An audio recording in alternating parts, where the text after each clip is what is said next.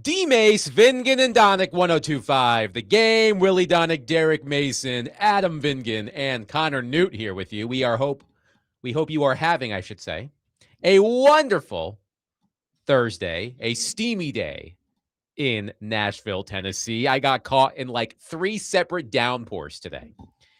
It is that time of the year. Willy, Derek, yes. How's everybody doing? Everybody's doing wonderful. I'm doing good. Willy? Do we have Willy? Where is Willy? He's here. He's Where muted. Is Waldo? Where is Willy? Oh, Hello. Willy. There he is. Pulling the Rex. I was muted. Pulling the Rex Road. That was a Rex Road. Why a Rex Road like that? right off the top. Dang it. It's okay. But I am doing well. We had some rain up here too, but we are looking good. Looking good now. Well, this is fun. Andrew, right off the top of our show, says, as the guy who utilized the word flummoxed yesterday and inadvertently triggered some interest in ideas from everyone, I feel it behooves me to suggest the inaugural word of the day to incorporate into the show until you all form a routine.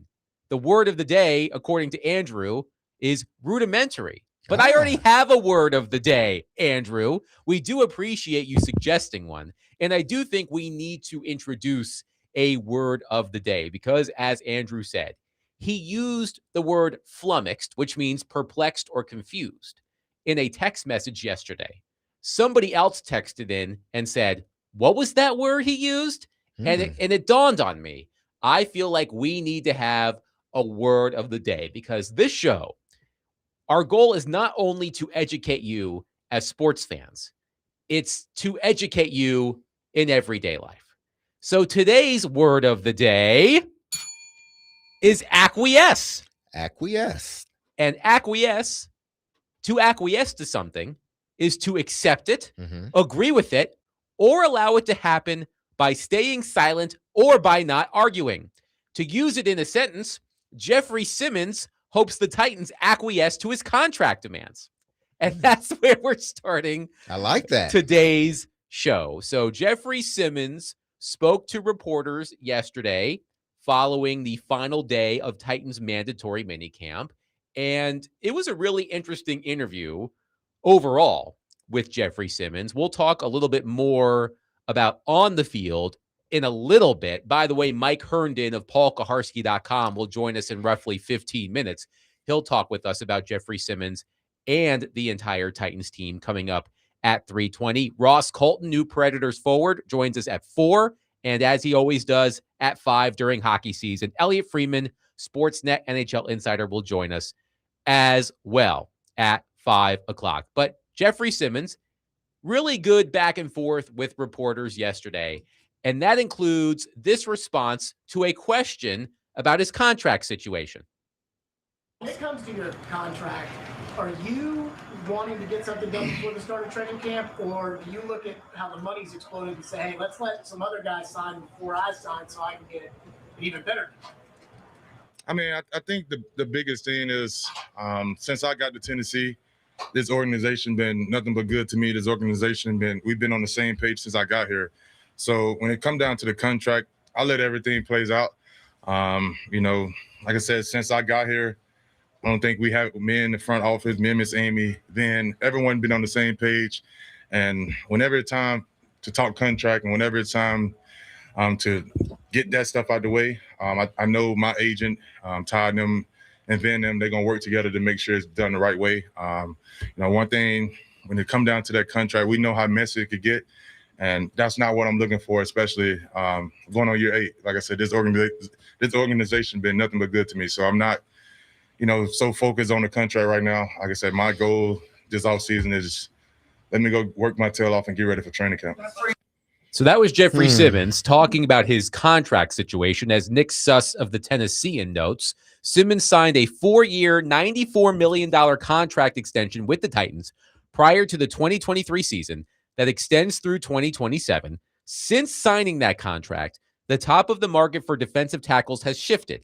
9 interior defensive linemen make more money annually than Simmons, 4 of whom have never made an all-pro team. Now, Suss did not list those 9 interior defensive linemen. I believe I do have the list of the 9 interior defensive linemen who at the moment make more money per year than Jeffrey Simmons. Chris Jones, Dexter Lawrence, Jordan Davis, Milton Williams, Zach Allen, Nnamdi Madubuike, Aleem McNeil, Quinnen Williams, and Derek Brown. Now, Derek, I don't pretend to know everything about all of those players, but I would venture to guess that Jeffrey Simmons is better than at least 3 or 4 of the players I listed. But that really doesn't matter. It's what it's about is when you sign that contract. It's not about who signed it. It's about when he signed it. At the time, whoever signed their contracts was either before Big Jeff or after Big Jeff. So it's not necessarily whether you're better than me or not. One, it depends on how you're going to use that person. Then two, okay, this year's salary cap, it goes up. Maybe there was a contract that was done that sort of, triggered something as far as, hey, listen, that person got X amount of dollars, so I think I should get this much, or because I had this season, this is how much I should get. It's all about what season it is. And when you sign your contract, if you sign your contract and you just had, for me, a receiver, I just had 1,800 yards. Oh, I'm going to try to get as much as I possibly can. And I want to be one of the top paid wide receivers. But next year, somebody else is going to make more money than me. They may not have 1,800 yards in that season. So it's all about when you sign a contract. But I look at this as, I think Jeff, he should have answered it a different way. I think he gave people too much. Interesting. I think he did. I like the answer. You didn't like the answer? It's not that I didn't like it. It was you gave them too much. What specifically did he say that was too much? All he had to say was you asked me the question about my contract. Hey, listen, I'm worried about the team right now. When we get the contract stuff, we'll get to it. But right now, I'm focused on the team and the new head coaches. That's it. That's all he had to say. He didn't have to say, even though I know everything, it came from the heart. But I think if you talk too much, you give people too many question marks. Like, but why did you say that? Why did you say that? You tell me, Willie. I thought that answer was reassuring for Titans fans. It sounds like Jeffrey Simmons wants to sign here long-term and doesn't want to have a contentious contract negotiation. Now, once you get into the negotiations, things can get contentious, but I thought the answer was reassuring. I agree. If you were stressing that it wasn't going to get done, and by the way, it's not like the contract is expired, so they've got plenty of time. So I'm a little bit surprised by DMase's answer. I do like the fact that he's acknowledged that for a franchise that definitely has its question as to how much money they have, can they compete? Do they have the cash flow that some of their competitors do? That hasn't been an issue for him. And so I think it was a good thing that he acknowledged that. And I think he sees himself as a guy that is a centerpiece of the team. And I think he appreciates that. They really never put him on the trade block. And so, I feel like he's trying to stick up for the organization some because they really have stood by him. What I'm saying is this, because again, I'm not saying what he said was wrong. What I'm saying is you just gave him too much.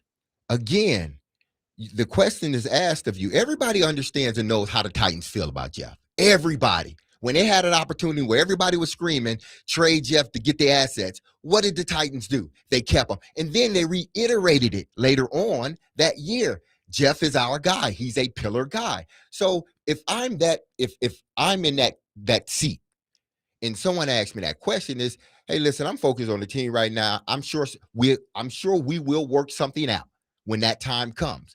But outside of that, they've been good to me. I've been good to them. Enough said. That's so what did he say that you what did you hear in there that you didn't like, that you wouldn't have said? I would have kept to yourself. I just think that it's not necessarily what you say is how you say it. And then, it may get contentious. We don't. The fans, like, we know it may get contentious in the background. Well, I didn't hear him say that. I said that. I said no, that. no. He said on there that he didn't use the word contentious, but he said it like it's going to be tough. It can be tough, or it may be tough. Oh, yes. He said, yes, quote, exactly.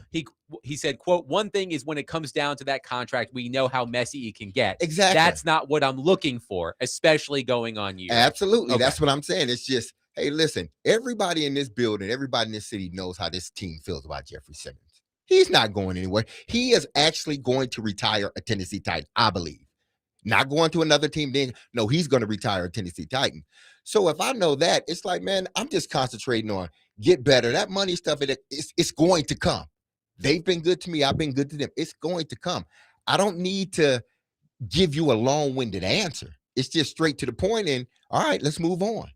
I'm looking, Willie, at other interior defensive linemen whose contracts expire this season or next season. Simmons expires in 2027, as does Quinnen Williams and Nnamdi Madubuike. So if you're wondering, okay, who's going to sign first? Who's going to reset the market? Those are two options. DeForest Buckner's contract expires in 2026, but Buckner is an older player than Simmons, so I'm not sure Buckner is the type of player who will reset the market. Is it Deron Payne or Darren Payne in Washington? Deron. Thank you, Connor. Deron Payne's contract expires in 2026. He could potentially be the market resetter. Mm-hmm. So I am wondering, because that was the question from our old friend Jared, do you want to wait until somebody else in your position signs to reset the market, or are you just wanting to re-sign now? But resetting the market, see, I think, because what if somebody comes in younger, resets the market? The Titans are not looking at that. I know Jeff probably would be, and he should be. But the Titans wouldn't be looking at that as, oh, we're comparing him to a 25 or 26-year-old, and just signed this record-breaking contract. We may only have 2 to 3 good years of Jeff, so we're not going to sign him and make him the highest paid interior lineman. They may end up doing it. I don't know. It would be justified if they went out and paid Jeff the money he wants. He's earned that. He's been the one of few bright spots on his team since he's been here. But just because someone resets the market, it may be a younger guy that resets the market. And then you can't look at Jeffrey Simmons and say, I'm sure the Titans would be thinking this, I can't compare you to a 26-year-old because he hadn't even reached his ceiling yet. I will pay you good. I will give you a contract we feel that is more in line to where you are and where you will be, instead of trying to figure out, is he reached his peak yet? Willie, at the moment, Chris Jones is the highest paid interior defensive lineman per year, $31.75 million. My thought is this: if I'm the Titans, I think if I'm confident in Robert Saleh, and we're going to get into some of the stuff he said about Simmons and how he's going to use him, I feel like you would want to get this done before he perhaps could have another huge year. And if I'm Simmons, and I really think he was speaking from the heart in what he said, and if anything, he said too much, as DMase has pointed out. But I don't know if my mindset would be resetting the market. I would want to be thinking, I want to get paid fairly, but I want to make sure that I'm giving my team a chance to win. Like, they're going to build around me. I want there to be enough salary cap space to get the right players. That would be more of a priority at this stage of my career than if I'm the highest paid whatever. That would be me. I don't know, but it sounds like Jeffrey Simmons, he wants to make it happen here, and that's worth something. Like, I say this all the time when people criticize a UC Saros or somebody, or Philip Forsberg. The guys that want to play in Nashville and want to stay in Nashville, I value that. That's part of the value to me. And so you got to work that out, because as DMase, there's a business side to it, right? You don't want to hurt the whole Players Association by taking a low end deal. So you want to be paid fairly, but you want to hit that lane of being paid fair, but also setting your team up to have the cap space to go build a winning roster. 615-737-1025. We'll take your thoughts on Jeffrey Simmons' comments on his contract situation. 615-737-1025. By the way, Jeff says, are y'all going to scream when someone uses the word of the day like Pee Wee Herman's Playhouse secret word of the day? You know what, Jeff? I was actually thinking about that before the show. We may have to get the Pee Wee Herman to play anytime anyone uses the word of the day. By the way, today's word of the day is acquiesce. As I said, to use it in the sentence, Jeffrey Simmons hopes the Titans acquiesce to his contract demand. 615-737-1025. Coming up next, we'll continue the conversation with Mike Herndon of paulkaharski.com. We'll get his thoughts on Jeffrey Simmons as well as Cam Ward and other topics surrounding the Titans coming up next. 615-737-1025. Today, the Nashville Sounds take on the Memphis Redbirds. First pitch is at 7:05 p.m. Catch all of the action on 94.9 The Fan, presented by Twin Peaks Family Leisure, Maple Street Biscuit Company, Mad Fireworks, and Social Cantina.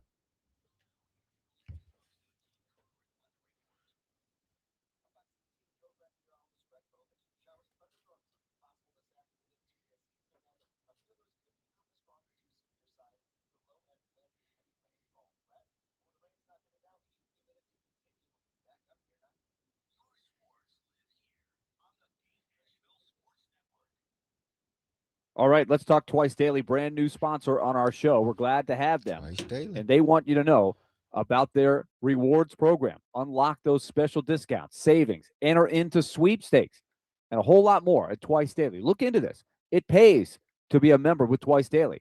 You're going to earn points, save money with every visit. For example, you're running around all day, you are looking for something for dinner, Twice Daily's got you covered. Pizza, very easy, even when life isn't. Hot, fresh, order ahead. You can get it in the store or even get it delivered.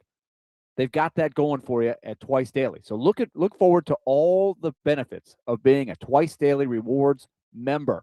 Twice Daily, fresh all day.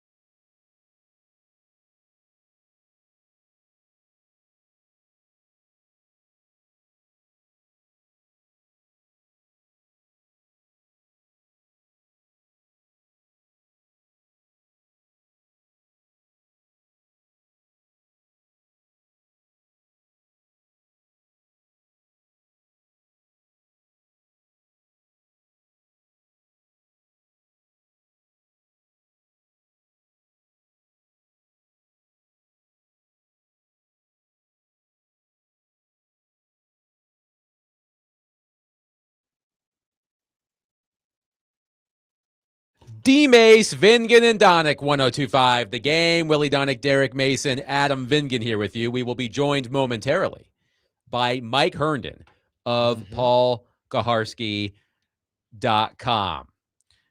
As we await Mike Herndon, Dustin in Hopkinsville says, Kevin Byard didn't retire as a member of the Titans. Derrick Henry didn't. Derek didn't. Steve McNair didn't. Why do you think Simmons would be different? I just think it's a different regime. Now, listen, if they sign him to, which I believe they will sign him to a contract, and he understands it, but like Willie said, if he, we just heard the promo when they were talking about Brunson and him, leaving money on the table so they can pay everyone else and ultimately end up being a championship for the New York Knicks. I sort of see it like this with Jeffrey Simmons, and I'm sure Jeff sees it the same way. Like, yeah, be fair to me when you're talking about a contract. Don't lowball me. Be fair to me. But I'm not looking to reset the market with my deal. Let's go to our phone line, driven by Wilson County Hyundai.com, and welcome in our friend Mike Herndon from PaulKaharski.com. Hi, Mike. How are you? Doing great. How are you guys? We are doing well. Thank you for joining us as always. So we're talking about Jeffrey Simmons, so let's keep it on Simmons.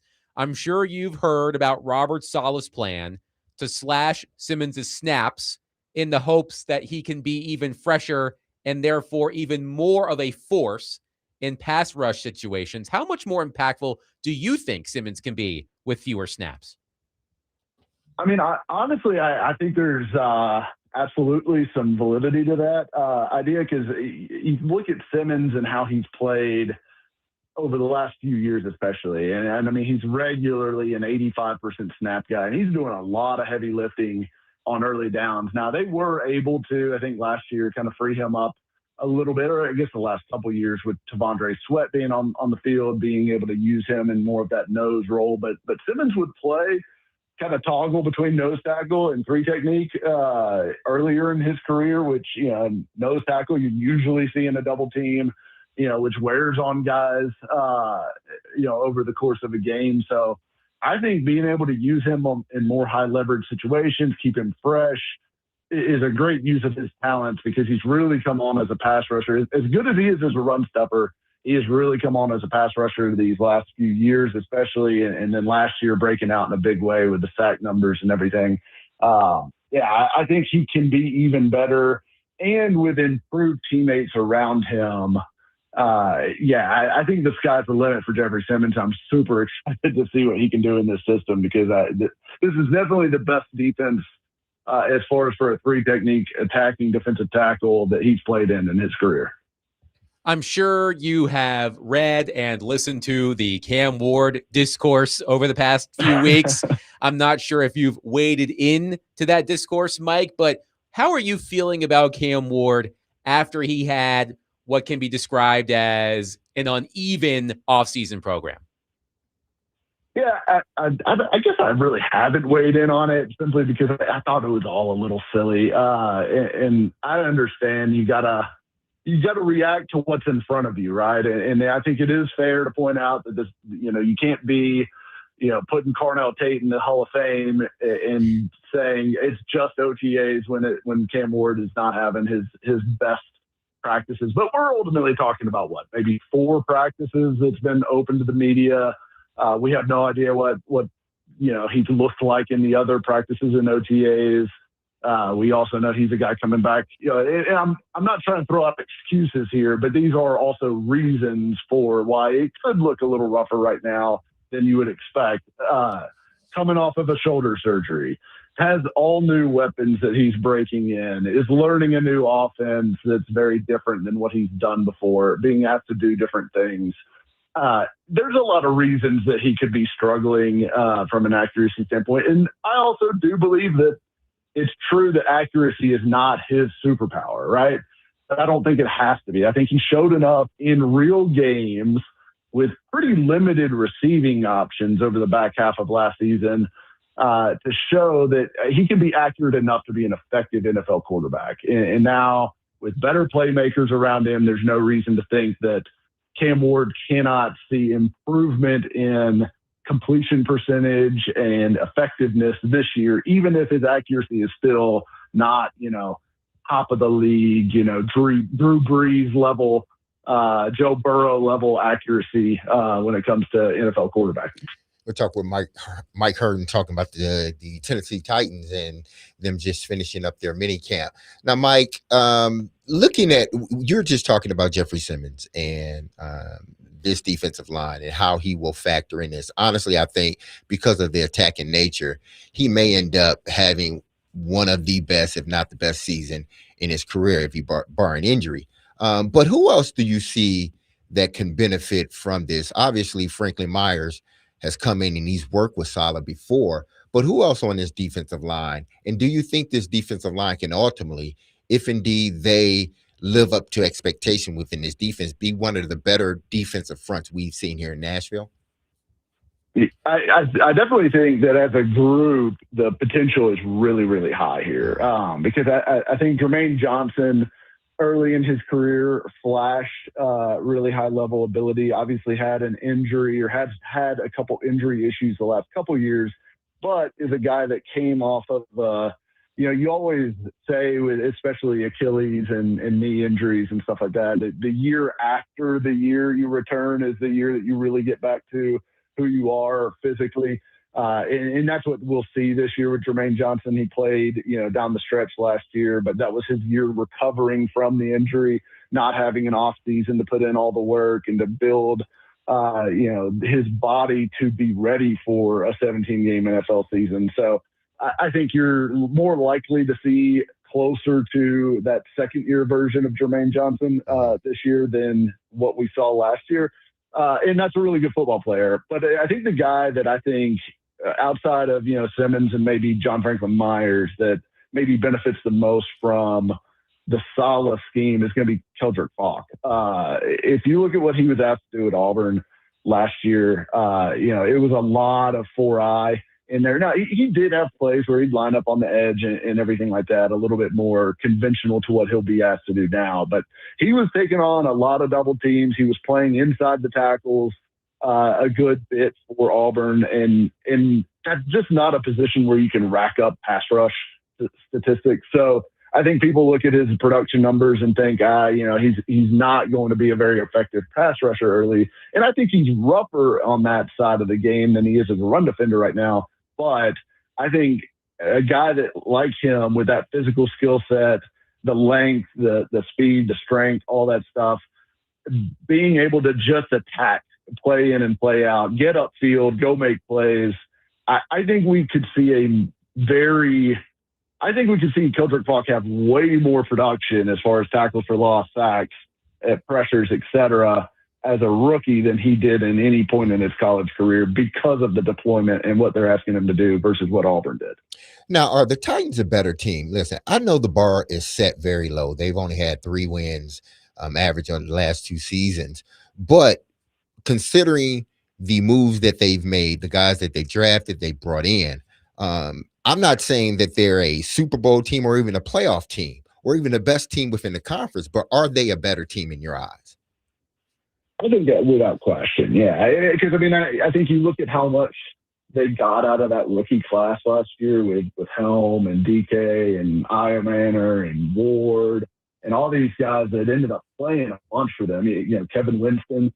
You expect those guys, they may not all take huge leaps in year 2, but, it's a saying that, the biggest leap in your career is from year 1 to year 2 for a reason. That is true a lot of the time. And I think you can expect to see at least 1 or 2 of those guys make big steps forward, which would be exciting because I think all those guys acquitted themselves well as rookies and showed that they at least belong on an NFL football field. And now it's up to them to show that, not only do they belong on the field, but they belong as plus NFL players. And I think we'll see some of those guys step forward.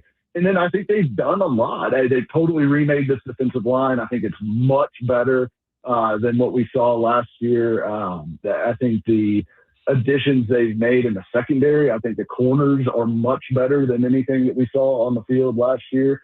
I think this is going to be at least league average, if not potentially top 10 NFL defense, which alone is going to set your bar higher than what we had last year. Because, the Titans, really over the last 2 years, both the offense and the defense have been bottom 5, bottom 8 units in the NFL in their respective sides of the ball. So I think the defense is going to set the level or the bar at a respectable, I'd be shocked if they lost or if they won less than 7 games, 6 games, somewhere in there. If they're another 5-win season, I'd be just blown away, barring some major injury issues.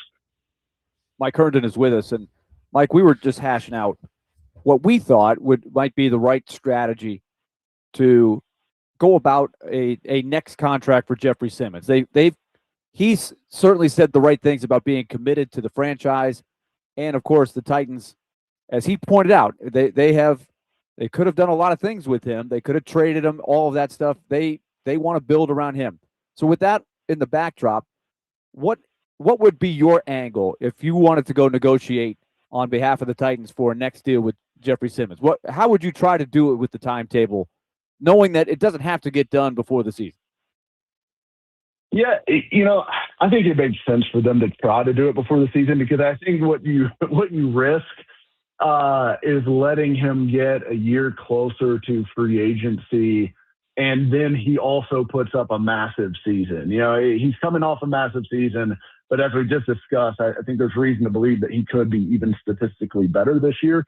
And if you've got 2 of those years stacked on top of each other, he's going to have all the leverage in the world to say, hey, I want to be a $40 million a year player, or whatever it may be.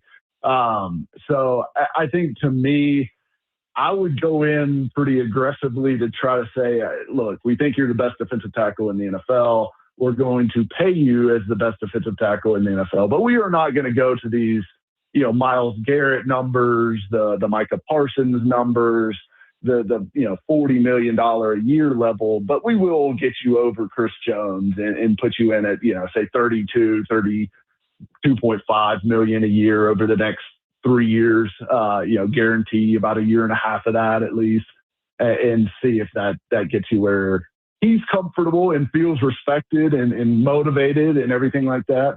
But also protect your interest. And look, they're sitting on $60 million of cap space anyway. So even if you wanted to front load it, you could protect yourself down the road as well. So I think it makes sense to get it done now rather than continuing to kick the can, even if, you still do have a couple years of control on his current contract.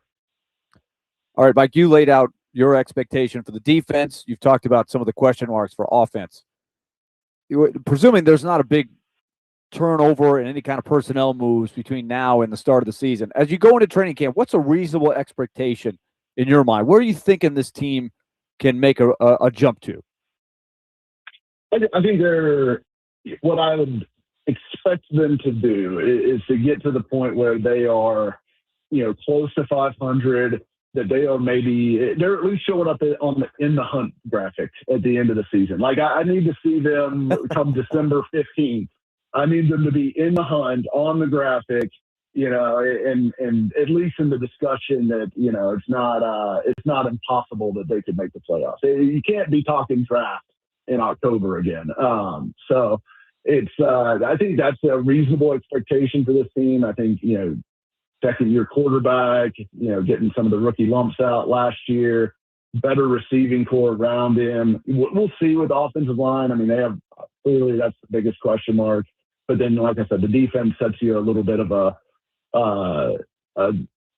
reasonable floor for this team to not have to put up 30 a game to win football games. So I think if you can get to 7 wins, you're at least showing progress. Anything more than that, you're probably really happy with where this team's headed, and obviously trending up heading into 2027. And I think that's ultimately the goal. I think you want to prove that you are a team on the upswing heading into 2027, heading into that new building, and be ready to really be a true contender in that season. I think that's kind of where they're building to. Mike Herndon of PaulKuharsky.com has been our guest on DMase, Vingan, and Donick. Mike, as always, a pleasure. We'll do this again soon. Absolutely. Appreciate you guys and talk soon. 615-737-1025. We'll react to what Mike had to say there. We'll also continue the conversation on Jeffrey Simmons and get into Robert Saleh's plan to make him even more dangerous. And that involves actually playing Jeffrey Simmons a lot less than he is used to playing. 615-737-1025. We are broadcasting from the Busy Bee Plumbing, Heating, and Air Conditioning Game Nashville Studios, home of the $99 yearly Beehive membership, where the buzz is always about great service.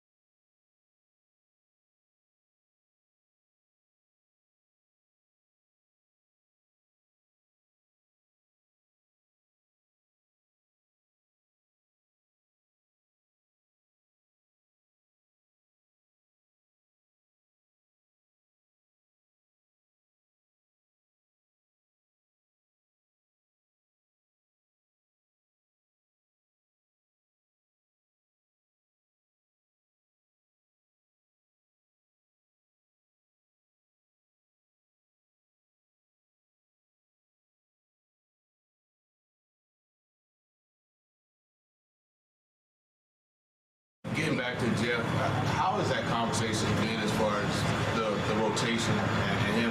What is it, 60%? I think that he's typically 80 to 90%. So how is that conversation? No, we haven't quite had it yet, but you know, it's, and I've said it, like if there's a 60 play game and Jeffrey plays 40 of them, the hope is that it was 40 passes. Okay. You know, like that's the goal. To get him doing what he does. Now, he can defend the heck out of the run, and he's probably one of the better run defenders too. So of course he's going to defend the run, but the whole point of the rotation is to make sure that Jeffrey Simmons is ready for that one-on-one when we need it. 3rd down, 2-minute, he's fresh, he's ready to roll, and ready to exert every last fiber in his body in winning that one-on-one. So that's really the purpose behind it. Is there a world where he can show you that he can play more than the percent or the amount of snaps? I guess, but I've said it before, like if he's able to go 50 plays out of 60, he's not doing it right. That was Robert Saleh on his plan for Jeffrey Simmons. And I loved that last line. If he's able to go 50 plays out of 60, he's not doing it right. Now, I know Jeffrey Simmons is probably going to push Saleh to put him out there more often, but it sounds like the plan for the Titans this season is to cut back on the number of snaps that Jeffrey Simmons plays in the hope that he will be fresher and even more of a force on the field. Last season, for example, Jeffrey Simmons played 80.7% of the defensive snaps. And throughout his Titans career, he's been in the low 80s. His career high back in 2021, he played 85% of the snaps. But over the past 4 years, it's been 80, 81, 82, thereabouts. So Jeffrey Simmons, Derek, is coming off of a career season, one of the best interior defensive linemen in the league, no matter the metric you want to use, sacks, PFF grade, whatever. How well do you think this plan is going to work? Do you think that Jeffrey Simmons can put together a monster season, even if he isn't on the field as much as he is accustomed to being? Plans are fluid. That's what they are. Saleh is, just basically saying what he's learned and what he's seen, as far as his defense and how it goes and how you play it. The one thing that I didn't like at the end was, if you can play four plays in a row, you're not doing it right. Based on what? Like, that is so broad, it's pathetic to say, if you go 4 plays, you're not doing it right. What if he is doing it right, but he still can go? That's why I said this has to be fluid. See how Jeffrey is doing. See how the game is going. And then you base it on that. Yeah, your original plan is to rotate all these guys. But what happens is Jeff's in the groove and the guy above him can't handle him. And what if that next play after the 4th play is I need a stop play? See, it's fluid. When you say, well, if he's playing 4 plays in a row, he ain't doing it right, that's too broad for me. You can point out anything that you want within your defense and say, oh, see, I told you Jeff wasn't doing it right. Or he's not playing 100, whatever you want to do. But my thing is, I believe, yes, he wants to play everyone and get that rotation because he's found that that's what's good and that's what's beneficial. But then he also has to learn, and I'm sure he has, and he knows this, that things are fluid. It may change midstream where he has to play more than 4 plays in a row. And Willie, here is another quote from Jeffrey Simmons on this subject. Quote, I kind of have that mindset that I'm a different breed. And my mindset is that I want to play more than 4 snaps in a row. Is it going to happen? Probably not, because that's the rotations and the rules that they follow. But when I come back for training camp, I am going to be able to have that mindset. No, coach, I can go 4 more. Well, the table is set to see what's going to work. You've got a special player, and you've got a guy that has had a great track record running a defense. So I'm going to, just because the Titans defense hasn't been great in a good while, I think I'm going I'm going to side with Saleh at the start.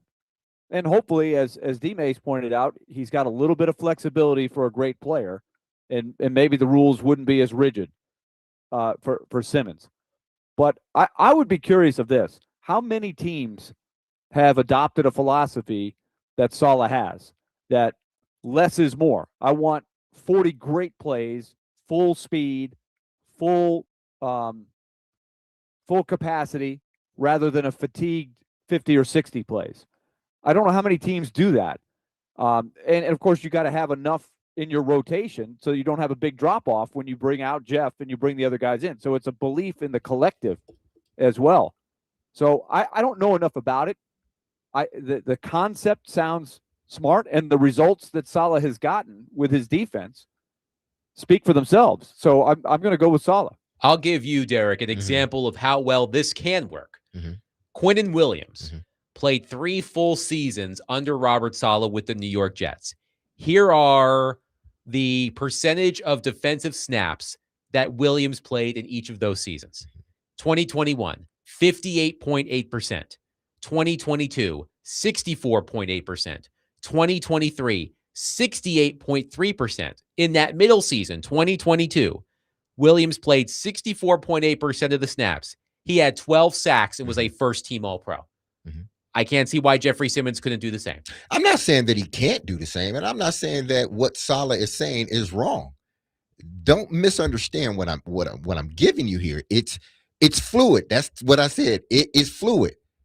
Saleh understands his defense and how he likes to play it, but he also understands in a game something may have to change. Not all the time. We're going to go in, and Jeff's going to be absolutely coachable on this. He's a coach. I'm going to show you that I can play for, but if you keep, okay, I'm with you. But you understand that when we get in the game, it may be going 4 in, 4 out, 4 in, 4 out, but then it may have to change a little bit. That's all I'm saying, is that the game allows for you to be fluid. You may come out and think, oh, I'm running the football 50 times today, but then the defense may say, no, you're not. So then you got to change. You got to pivot to something else that you believe you can do now. So I'm not sitting here saying that, oh, this won't work. Those numbers back it up. But what I'm also saying is, I've been a part of the game. I watched the game. I've been in it. I've had plans going into it. You rotate, and then all of a sudden, 4th down, or we have to have a 1st down, or it's 1st down, and I'm playing more plays than what we probably thought I was going to play. It's all fluid, and it depends on what time, what game you're in, and what is going on in that game. Jackson on our text line says, I agree with Derek. Why is Saleh already predetermining how many plays Big Jeff can play and be effective? Chuck says, I think Saleh's basing it similar to weightlifting. If you go lift your maximum weight and you do 50 presses, try to do 10 more. If you've given it your all, you can't do 10 more. I think that's the goal here. Again, there's clearly some sports science involved and track record of Saleh that he's seen that this is the way to get the best out of that position group. But I agree with you, Derek, on this. Like you got to have a little bit. There's some variables, right?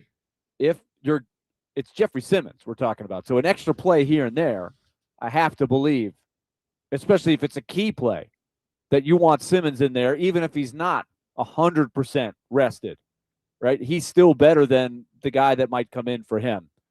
But I think it's an approach over a 17-game span, big picture, that I think he's going to stick by. But within a game, I hope that there's some flexibility. Now, another thing that he said that I thought was interesting was he more or less said, Saleh, that he would prioritize passing downs. Yes. Like if he's going to be out for plays, he would prefer that Simmons be out for obvious running plays as opposed to an obvious passing play. And that's interesting because how many times over the last few years when he was not getting a lot of sack numbers, we were saying, well, Jeffrey Simmons, what's going on? He's supposed to be one of the best defensive players, and he's only got 5 sacks or whatever. So that could be a really interesting thing to watch. Yeah, it could be. And again, I'm sure, Jeff said it. Listen, I'm going in and I'm going to prove to him that I am different from everyone else. And Jeffrey may just as well be different from all these other guys. Even the 49er guys or the Jets guys, even some good players on those teams. Even if you line them all up, I would pick Jeffrey Simmons. If you line them all up, other than probably Bosa, but Bosa's on the outside. If you lined all those interior guys up, I'm taking Jeffrey Simmons. And over Quinnen Williams? Yes, over Quentin Williams. Yes. Okay. I'm taking Jeffrey Simmons the way he's played. I'm taking him over anybody, even Chris Jones at this point.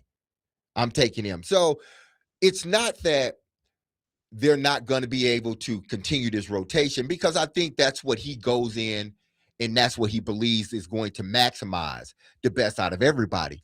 But every coach knows that, hey, we got to be able to pivot if we need to. What if that guy that I rotated for, he goes down a play or 2 plays? Now it becomes we can't rotate as much as we want to, So everything is predicated on 2 things, 2 critical things that we do not know yet. One, how good this defensive line is going to be, because Willie talked about the depth, and they're going to need the depth in order to make this rotation. And then 2, which we will not know until the season starts, who gets hurt and who doesn't. That changes everything. 615-737-1025. We'll continue to take your thoughts on Jeffrey Simmons, his contract, Robert Saleh's plan for Simmons, which is to cut back, it sounds like significantly, on the number of snaps that Simmons is on the field. Will it work? 615-737-1025. We will get back into this later in the program, but coming up next, new Predators forward Ross Colton will join the program. Earlier this week, the Predators acquired Colton from the Colorado Avalanche. Funny enough, the GM who signed him to his contract is now the GM of the Nashville Predators, Chris McFarland. So we'll get to know Ross Colton coming up next. 615-737-1025. We are proud to support Juneteenth 615, the Freedom Exposition, Nashville's citywide celebration of Black freedom, culture, and creativity and community this Friday night. This year's celebration takes place tomorrow from 5 to 9:30 p.m. at Centennial Park, transforming the park into a living cultural experience filled with music, food, family, entrepreneurship, history, and joy. Join in as Nashville gathers to honor the past, celebrate the present, and imagine what freedom can continue to become. You can also learn more at Juneteenth615.com.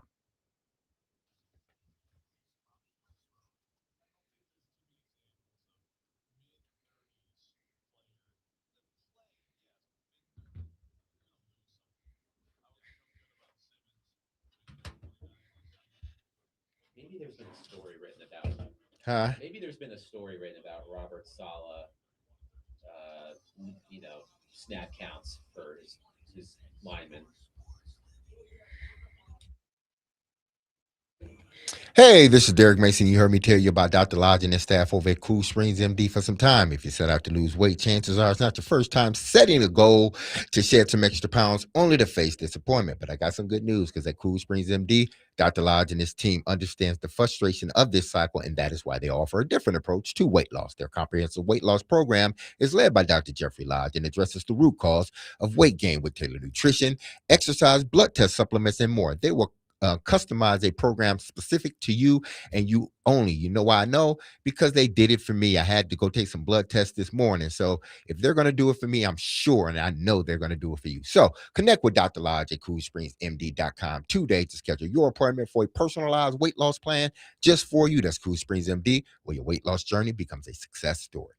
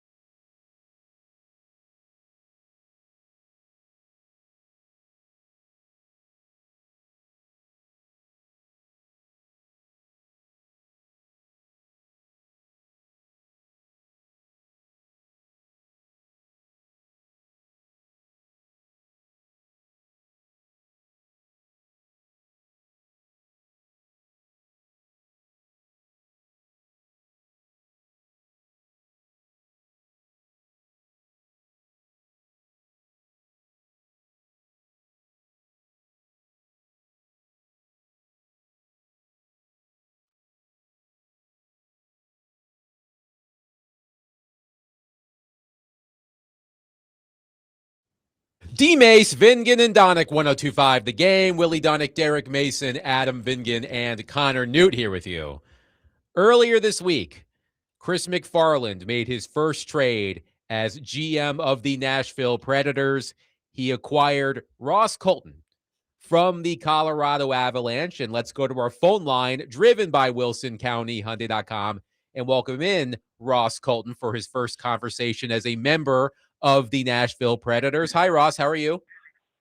Hey, what's going on, fellas? Thanks for having me on. Of course. Thank you for joining us. Welcome to Nashville. So where were you when you received the news that you had been traded, and were you expecting a move after the season?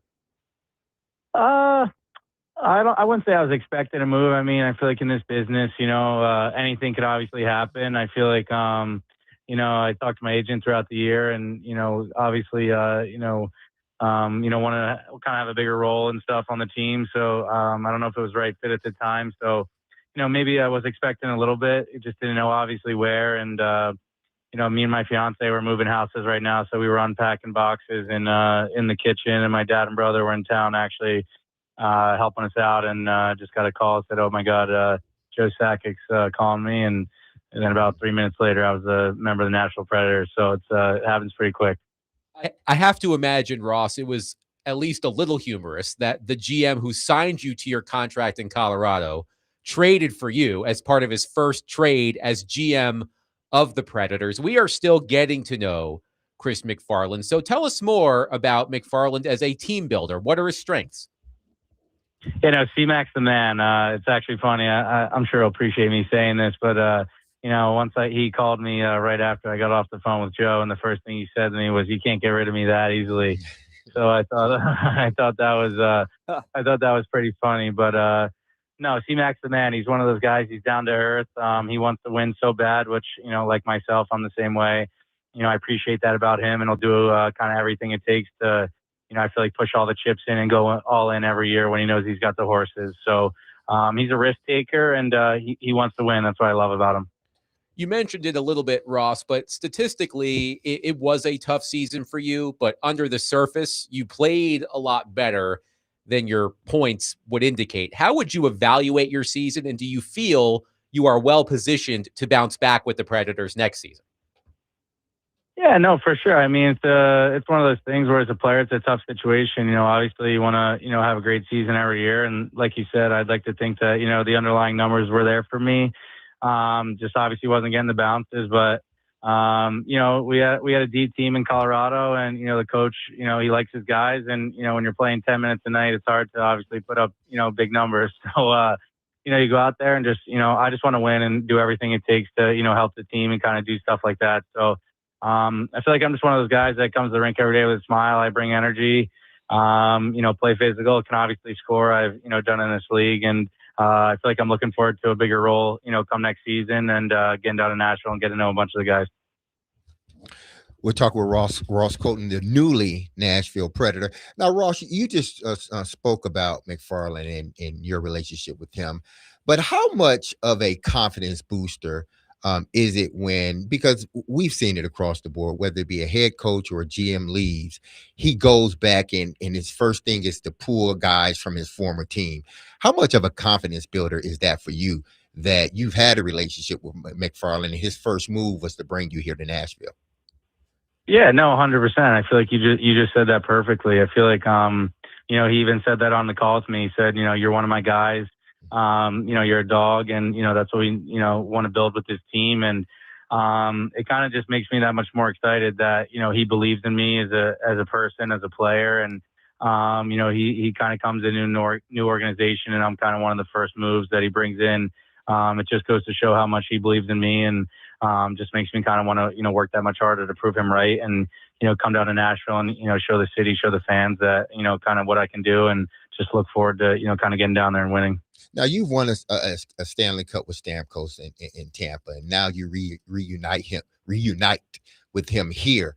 How much of that is an excitement for you, and what has he told you about the team and the city? Yeah, no, Stammers, he's the best.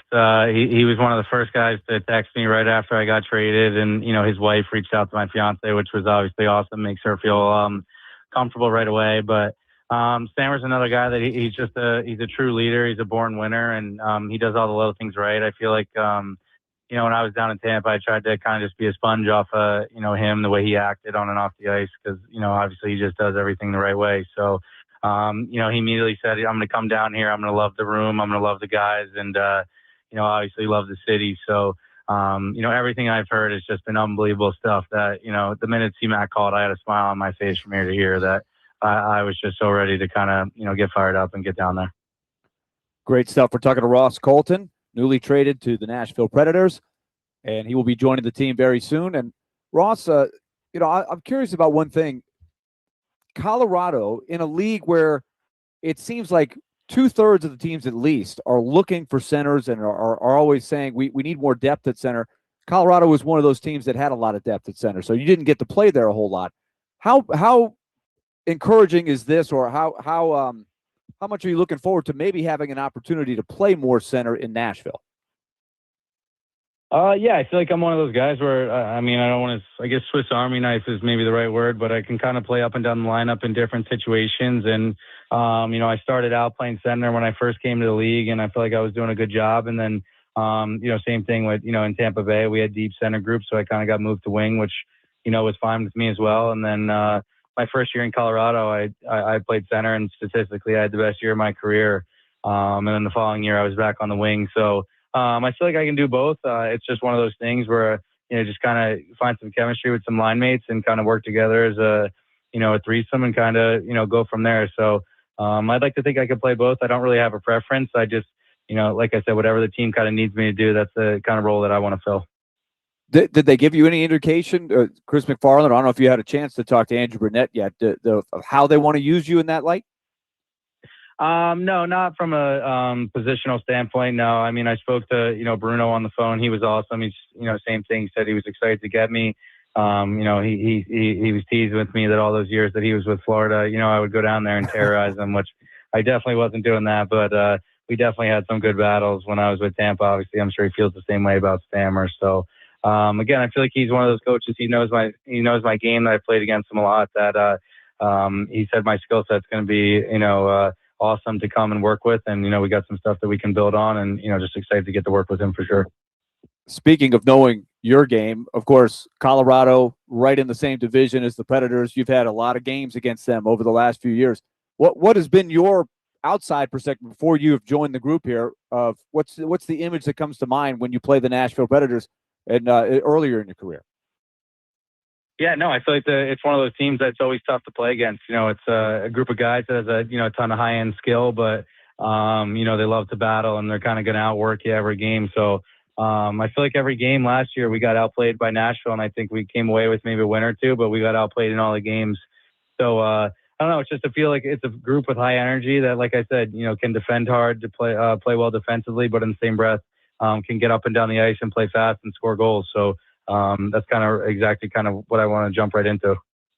Ross Colton is with us. And Ross, you touched on it before, but I'm curious as somebody who's now been in the league for a long time, and, analytics, every year we discuss, how much do the fans understand, how much do the players use it? But one that I don't even know if it's that much of a fancy stat, but if you look at your shooting percentage year in, year out, 11%, 12%, 10%, always pretty consistent. And then last year, it just seemed like you were a little bit snake bit. The shooting percentage went way down. How tough is that mentally as a player? And, does it make you feel a little bit better knowing that sometimes this does happen and you're a little bit snake bit?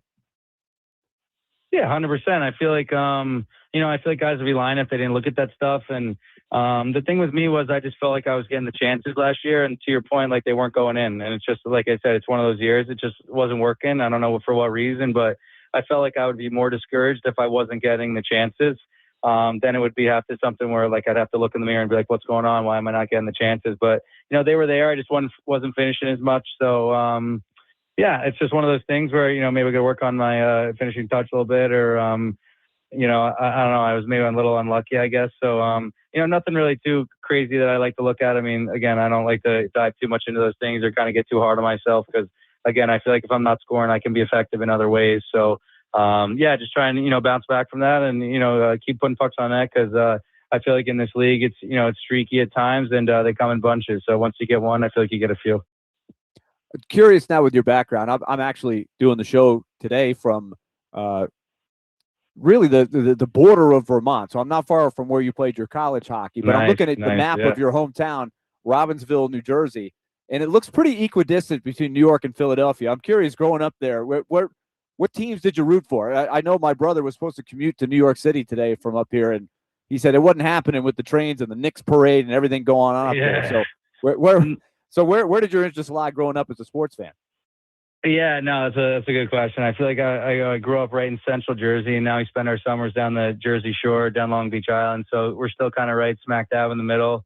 I feel like people like to say central Jersey doesn't exist, but it definitely does. So I feel like that's kind of where I'm from. And, growing up, I feel like I just liked the teams that were pretty good in this area. So I grew up a Devils fan, love guys like Zach Parise, Ilya Kovalchuk. And then football-wise, I was a Giants fan, loved Eli Manning.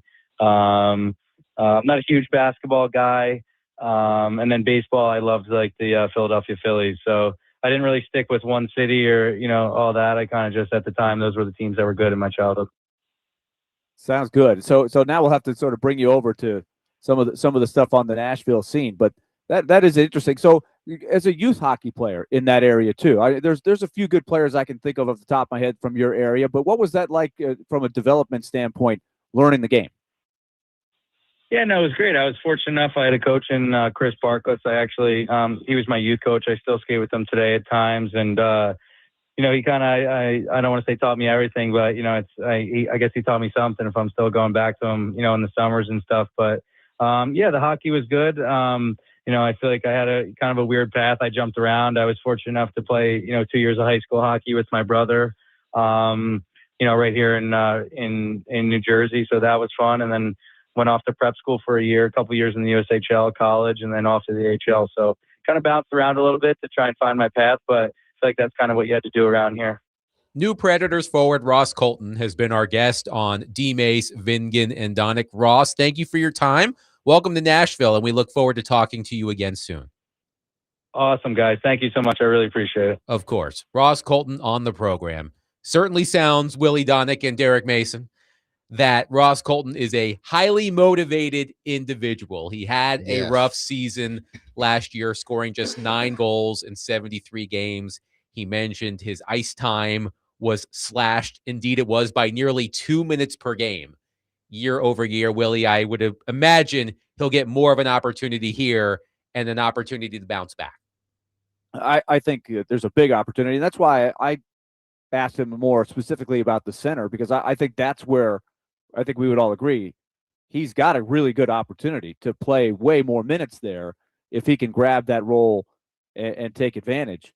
So he sounded enthusiastic about the opportunity. He sounded hungry for a rebound. So I think all of that is great. And I love asking people about their background, about how they develop, because especially depending on where you're from, especially in the States, it's every place is a little bit unique, probably, unless you grew up in the middle of Boston or the middle of Detroit or something where it's just a hotbed like it is up in Canada.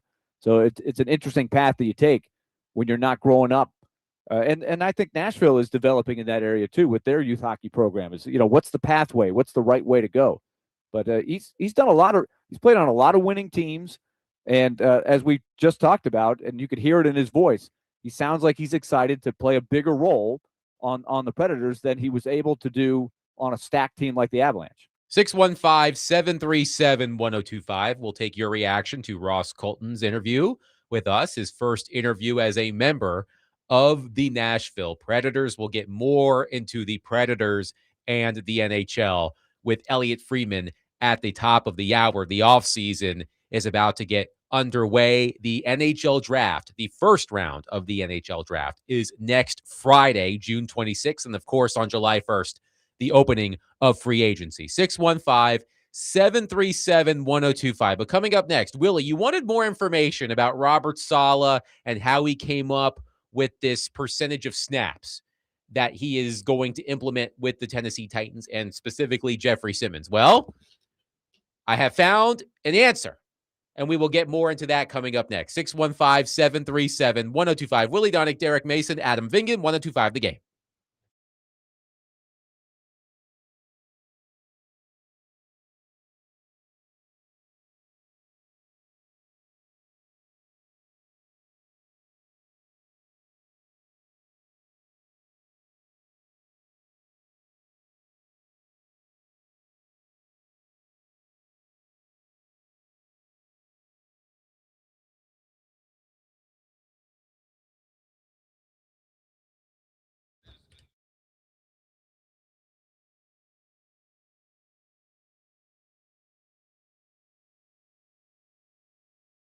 Hey, if you've lived in Middle Tennessee for any time, then you've seen how wild our weather can be, from winter storms, tornadoes to flooding.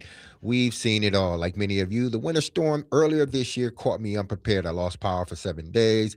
That's 7 days out of my house at a hotel, worrying about whether I was going to come home to some busted pipes. That's when I realized being prepared isn't optional.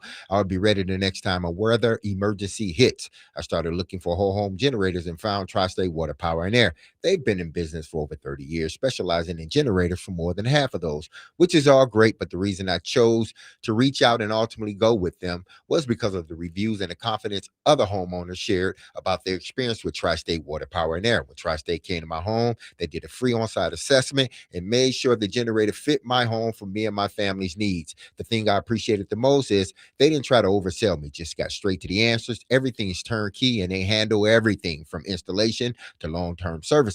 If anything ever goes wrong, I'm not calling around, which I hate to do, people. I'm making one call, and that's the Tri-State Water Power and Air, because they got me covered. And I know that's the kind of relationship you want, because that's the kind of relationship I have with them. So look, the weather isn't slowing down. Be ready. Call Tri-State Water Power and Air today to protect your home and your family. Find them at tristatewhywait.com. That's tristatewhywait.com.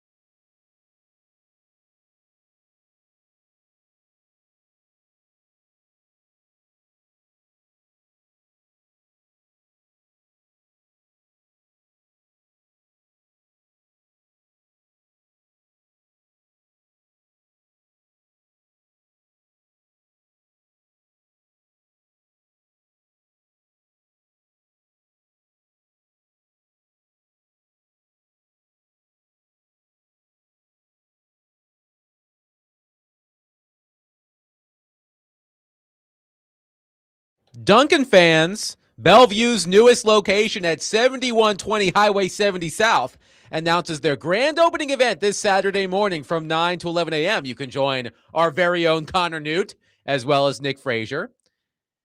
That's Duncan's grand opening this Saturday in Bellevue on Highway 70 South from 9 to 11 a.m. Come on out and enjoy the fun. Willy Donick, Derek Mason, Adam Vingan here with you. A big thank you to Ross Colton, newest member of the Nashville Predators, for joining us in the previous segment. If you missed that interview, we will post it as soon as possible. Jerry on our text line says, I got in late to the Ross Colton conversation, and you may have covered this, but if Colton plays center, whose spot is he taking and what line would he play on? And if he plays wing, whose spot would he be taking and what line would he play on? Is he another grizzled veteran that we're adding to the team and not getting younger and faster? Or is he possibly a replacement for somebody like Ryan O'Reilly? Well, when we were on the air on Tuesday, when the trade broke, I think the first player who popped into our minds as to who Colton would be replacing is Erik Haula. Erik Haula is a pending unrestricted free agent. I wasn't expecting Haula to re-sign with the Predators. With this move, I anticipate Haula will not be returning to the Nashville Predators, but as you heard in the interview with Ross Colton, he comes with positional versatility. He can play all three forward positions. He played a lot of center earlier in his career. Willie, correct me if I'm wrong, but when he went to Colorado, which has a deep roster of centers, he almost exclusively played the wing, and he played both left and right wing, if memory serves. So that would be my answer to Jerry's question. Who is he replacing? I think the most obvious answer is Erik Haula. Would stand to reason. That makes the most sense. Now, we don't know what else they might have up their sleeve. It's right. A brand new general manager. There may be other moves, and it wouldn't be the craziest thing in the world to bring back Erik Haula, but I'm with you. I would think that this maneuver would signal that they're going to move on for Haula, who's about 5 years older than Ross Colton, who won't turn 30 until right before the season starts. Erik Haula is 35. Yes. So 5 years younger. I wouldn't call him a grizzled veteran, but he's played in 75 playoff games. He's got a Stanley Cup ring, does Ross Colton, and he's played on a lot of really, really deep winning teams. So I think you could hear it in his voice. He's curious what it's going to look like on a team that's not quite as deep at forward. He might have a chance to play more. And he sounded confident that he, if given the chance to play, can be productive offensively. I'm not sitting here writing him down for 30 goals or anything, but I wouldn't be stunned if he can earn a power play spot, even on the second unit. Could he get 17 to 20 goals? Sure, I think that's very realistic. And so I would look at him as a guy that could be a responsible middle six guy who could play center, or let's say Brady Martin all of a sudden jumps in there and he's ready to play some games at age 19 at center. He could slide over to the wing easily. So the versatility is a good thing as well with Colton. Skyler says, Haula was solid last year. Why not keep him if you're the Preds? I think Willie just answered that question. He's 35 years old. Sitting up there. They've got enough 30-somethings on the team. Colton can do a lot of the things Haula can do, and he's 5 years younger. I think that's the simplest explanation as to why the Predators would not keep Erik Haula around. And I would say this. They got, and Adam, I think you would have to admit this. It was about a year ago, almost to the day, if I remember correctly, that Erik Haula was traded to the Predators. And there were a lot of people going, what in the world would they want from Erik Haula? He only had 11 goals last year. He's old. Why would they give up? Yeah, I didn't love the fact that the Predators gave up a draft pick to get Erik Haula. Yeah. I thought that the Devils should have given the Predators a draft pick to take on Erik Haula. But I think that proved to be a very worthy trade for what they got. He was solid. He was solid. He played basically. He was a guy that had played a lot of wing, but he played almost exclusively center, and he had a nice year, 14 goals and 38 points. He played a lot on the penalty kill. He played at the Olympics for Finland, had a key role on that team as Picked well. Up a bronze medal. Yeah. He had a good year. Okay, realistic. But I think that's a good place to end it for him. And I feel bad for him. I think he's a good guy, and he's played for a ton of teams. I'm sure he would love to stay in one address for more than a year or two, which hasn't really happened for him. He is the quintessential guy that he can do a lot of things. He can help a winning team. So he ends up being a guy that is very tradable at basically every deadline. Now, realistically, and I think I asked you guys this question off air, and I'm not sure if you ever, because it was the other day, I'm not sure if you ever addressed it. Where do you see him? Which line or how high can he be in the lineup? And I know I got two different answers off air from the both of you the other day. To me, the best position for Colton, and again, as Willy said, the offseason is about to really get underway. The first round of the draft is next Friday. A lot of moves typically are made at the draft, or the groundwork is laid for big moves at the draft. Free agency is a couple of weeks away, so a lot can change between now and July 1st. But as I look at the Predators roster right now, I see Colton probably as a third line player who can play on your second line as well. Willy mentioned maybe on your second power play unit. I like to use the term middle six. He's a second or third line guy, probably more of a third line guy than the second line guy. Willy, do you agree? I agree. I think middle six is probably the best way to put it in a general sense, because I think he's going to be in there. He mentioned Swiss Army knife. By the way, speaking of the Swiss, Roman Josi, I'm sure, is a good mood today because Switzerland won their game in the World Cup. I wonder if Roman was there, because, you know, where was the game? The game was in L.A. at SoFi Stadium. They beat Bosnia-Herzegovina. Their next game, Switzerland will play Canada. So I'm sure there's going to be some trash talking between Roman and some of his. It might be a bit one-sided in the trash talking department. Yes, between Roman Josi and the other members of the team, but. Yeah, but I just getting back to the versatility of Ross Colton is probably a big strength, but I think the need is at center. So I would look at him playing in the role that Haula played, which is, I don't know if you want to call it a second or third line center, but if Matt Wood is playing center, which was a great thing for him down the stretch of last season, and I think he'll get every opportunity to keep playing center. And you never know. He's young. He could take a step back. He could take a big step forward. I like what I saw. But if Wood is the center, if you consider him the second line center, in other words, you're going to put him with some skilled guys because that's his skill set, right? He's offensive. He's a playmaker. He can pass. He's a shooter. You want to put him there. Colton, I think, would be a really good fit as a reliable third line center who you hope can score some goals and chip in that way, but also be a guy that you could put out there against other teams' top players with a couple of savvy guys, and you build a really good checking line there that hopefully is a good two-way line. So, Willy, in our conversation before we had Ross Colton on the show about Jeffrey Simmons and Robert Saleh's plan to play him fewer snaps, you were wondering about the math. I found a story about this written by the New York Jets website in 2022.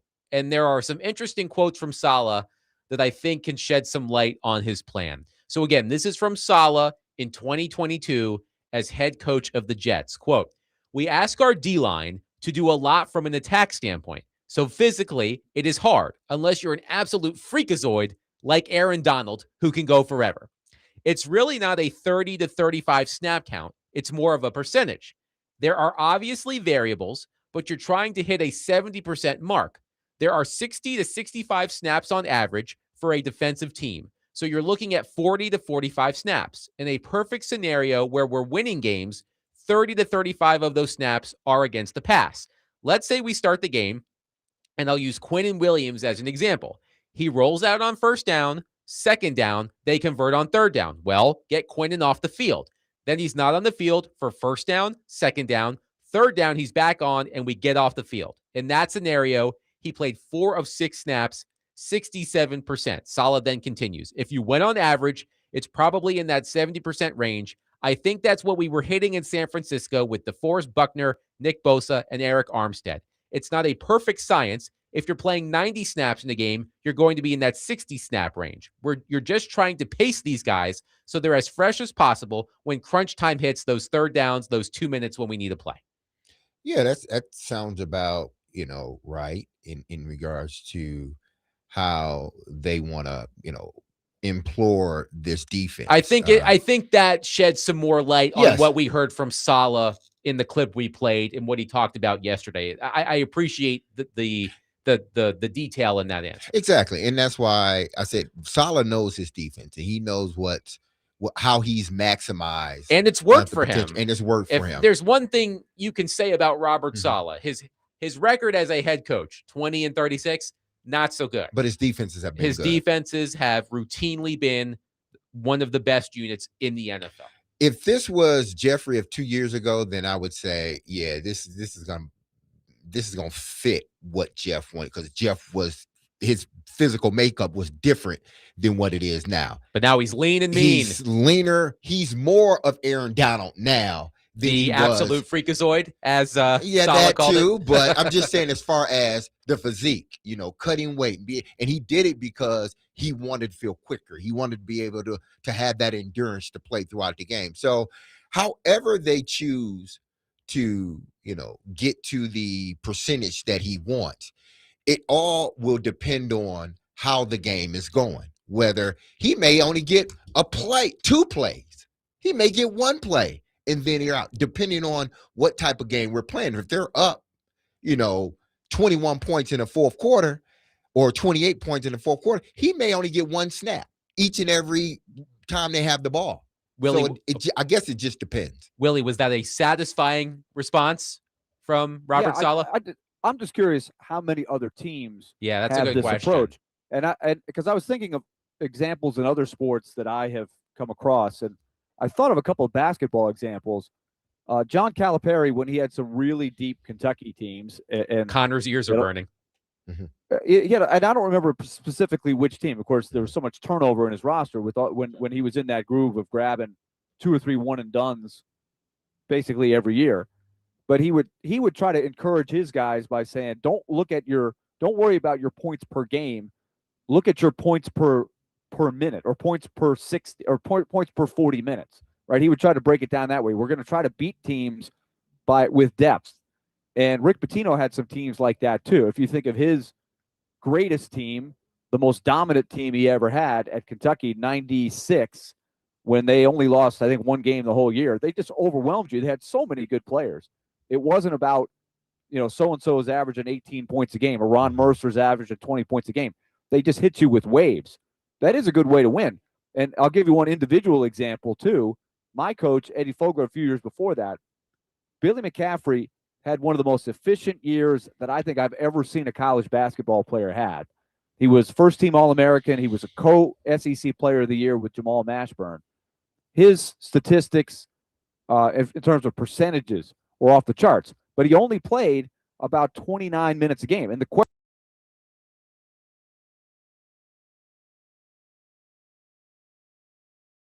I always asked Coach Fogler, hey, why aren't you playing McCaffrey more?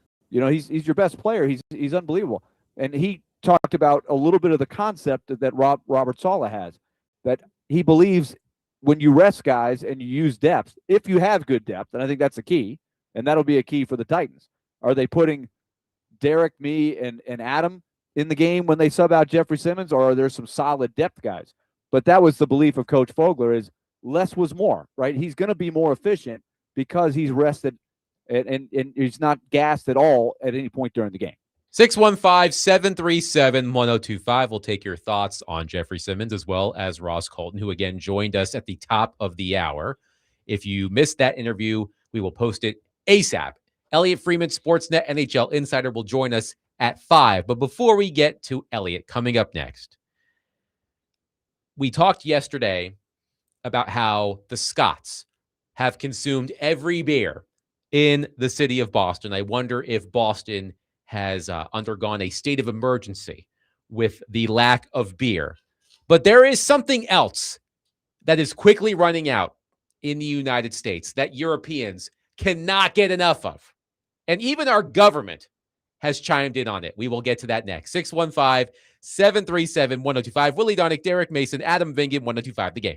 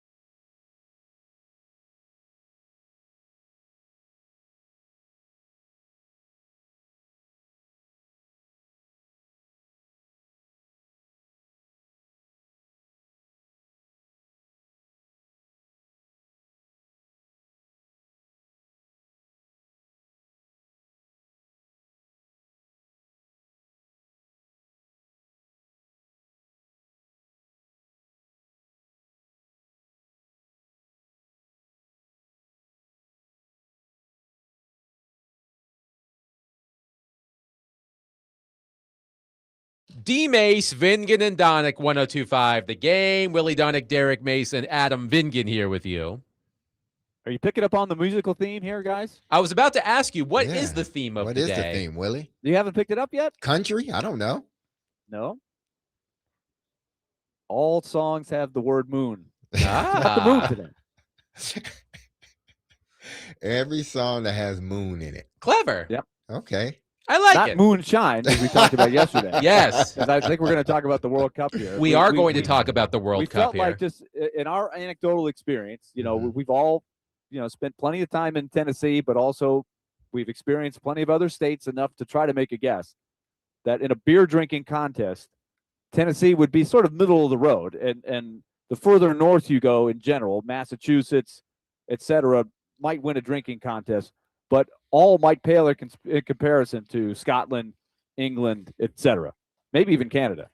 I mean, the Scots and the Brits are they're drunk AF. Like, Especially during events like this. yes. We thought the exception might be Louisiana. If you had to represent somebody in the South, Louisiana might be your best bet. But Nah. moonshine would be an area that you might favor Tennessee. That is true. By the way, the U.S. men's national team continues its World Cup tomorrow, 2 p.m. against Australia in Seattle, in case you want to watch that. But yesterday, we were talking about how the Scottish soccer fans who are in Boston for the World Cup have consumed every beer, apparently, in the city. There is a state of emergency in Boston for the dearth of beer. And now I think there's another food group, whatever you want to call it, that could be scarce after the World Cup. I am going to read a quote directly from the TSA X account. Mhm. Quote, if you're visiting for a very large sporting event and you happen to discover ranch while you're here, please pack it in your checked bag on the way home. Thank you, end quote. Apparently, Europeans are discovering ranch and they can't get enough of it. Ranch? Seriously? Yes. Ranch must not be a Oh, thing wow. abroad. It must not be. But I would have not thought aware of that. everybody knew about ranch. no, I guess not. It's not. Well, joke's on us. I mean, I also do love ranch. Yeah, But- ranch. It's pretty good. I mean, so they are buying up all the ranch. I guess all the Europeans are discovering how wonderful ranch dressing is, and they're stocking up and trying to take it home. Oh man. I mean, may I suggest the seasoning mix, like the little packets, Yeah. so you're not taking the bottles? That's just a suggestion. Hey, they want the bottles. First, it was Sam Adams. Now it's Hidden Valley. Okay, what are they? Do they love it so much because they are putting it on their salad, or are they They're dipping their probably pizza in it, or Eating you know. fries and wings and all of that stuff. oh, okay. All I right. mean, you don't win friends with salad. They're not coming over here and eating salad. They're I'm just dipping saying. their burgers or their pizza or their French fries or their buffalo wings in the ranch, and they are. It's like crack to them, I guess. I so just thought they Even liked it. even the Rancid? TSA is saying, put it in your checked bag. Don't try to take it through security. Oh wow. So- I'm going to make a reveal here. Mhm. You I don't am like not a ranch. guy. I'm You're not a not a ranch ranch guy Are you a at all. blue cheese guy? No, not at all. Oh, I've never not loved my Willy thing. Donick more. Not my thing. Either one of them. I don't know. I prefer blue cheese over ranch if I had to choose. But apparently the Europeans, they love ranch. They drink our beer and they're taking our ranch. Well, I mean, And that's fine. I mean, as I've said, the best part about the World Cup so far to me is all of these people coming to America and enjoying our culture, which is gluttonous as hell. I mean, that's what they're learning, that we Americans, we love to eat and dip things and other things. and drink. and drink. Yep. One texter man. said, I had a Polish exchange student last year, and ranch and ketchup was his crack. They do not use sauces like Americans do in Europe. Okay. Yeah. So may I Some of suggest? Go ahead, Willie. Well, I was just going to say some of the clips. If you go to one of the website or one of the follows Fox Sports with the soccer or any number of them, they're popping up everywhere. Some of the funny clips of the fans either being interviewed on the street, interviewed on TV, or just showing the masses at various bars. Like some people came over there, they're not even coming to the games. They're just want to be in the city that their team is playing, just be around it, even if they're not going to the game. It's just unbelievable. The English fans yesterday, they were singing Oasis. They were just shooting drinks into the sky when they would score and stuff. They were just going berserk. It was awesome. We'll see if Team USA, or I'm sorry, the U.S. men's national team, can continue its high-scoring ways tomorrow afternoon against Australia in Seattle. Also happening today, the New York Knicks championship parade. And a couple of things I enjoyed about this parade, or things I thought were interesting about this parade. Number one, Willie, you tipped me off to this. The Big Apple's police force announced that 10,000 officers were assigned to the 1 mile parade route, making it the largest number of officers working a planned event in the city's history. 10,000 police officers for a 1 mile route. So that's astonishing. Two, that was go the ahead. stat that I heard on CNN, where I just was flipping through the channels. I happened to catch them saying this as it was beginning. They said that number of cops in the 1 mile radius, 10,000, that's more than the entire Chicago police force. And the Chicago police force, because you figure you still have to have some police in other areas of the city, right? Yeah. You still have other people, but 10,000 is more than the entire police force of Chicago. Chicago has the second largest police force in the country. That's a ton of cops. So 10,000 police officers in a 1 mile radius as part of the parade route. Everywhere. The fuzz was out in full force. Yes. Now, maybe if you were on the opposite side of town, you could get away with a couple of things with 10,000 police officers as part of the parade route. Something else I found humorous from the New York Times. Apparently, James Dolan was met with boos, even though the team just won the championship. That man can't win. New Yorkers are a rough crowd. So James Dolan, despite was it because of his views on the 10 weeks leading up to the it might be. I'm sure some of it was. But that was humorous. Also, the New York Police Department mistook Tyler Kolek for a Knicks fan and confronted him. Now, I know Tyler Kolek is not a household name. Definitely not. He's a bench warmer for the New York Knicks. Marquette legend. Yep, I was about to say the pride of Marquette. I don't know if he appeared in any playoff games, or if he did, it was in garbage time. I don't know if he was in the game. He was that guy on the bench. You're going, who is that guy? He was a Tyler street Kolek was a baller for Marquette. But he was a great player. Yes, a great player. But he was running down the route, slapping hands, and all of a sudden a police officer just puts his hands on him like he's about to arrest him. Oh man, that's messed up. So Tyler Kolek. They also let Ben Stiller and some of those guys and Spike Lee. They were on the floats, like they were the famous people. They weren't at the parade. They were in the parade. I think that's fair. I think especially Spike Lee. Only if Danhausen got one. Well, I don't know if Danhausen made an appearance at the parade. I'll have to find out. But Stiller and Chalamet and Lee, Mariska Hargitay had to have been on a float. She's a number one celebrity Knicks fan. So, no, I as far as I can tell, no one had any drunken tirades with an open microphone, at least not that I've seen. So we didn't have any of those moments. And then also in the headlines today in the world of the NHL. And again, we will talk to Elliotte Friedman at the top of the hour, and we'll ask him about this. The NHL, reading from ESPN, the NHL has determined that Mike Babcock is cleared to coach again, opening the path for the Edmonton Oilers to hire him. And I want to read to you part of the statement from the NHL when it announced that it had completed its investigation into Babcock. Quote, "The league has completed its review of Mike Babcock's tenure in Columbus and of certain alleged conduct associated therewith. Our investigation has concluded that even in a light least favorable to Mr. Babcock, there is no current basis to restrict his employment in the league. I chuckled at that phrase, even in a light least favorable to Mr. Babcock. That was the NHL Willy saying, I mean, you can hire him. Maybe you should reconsider, but we won't stop you if you want to. But Mike Babcock in the clear, apparently. Yeah, well, I when I read that, my thought was they didn't find much, right? Like, even if you put what we had and exaggerate it, it still doesn't keep you from wanting to hire him. So I don't know if that was a little bit of a shot at the Players Association going, hey, you really made us go through this whole exercise. There wasn't a whole lot there.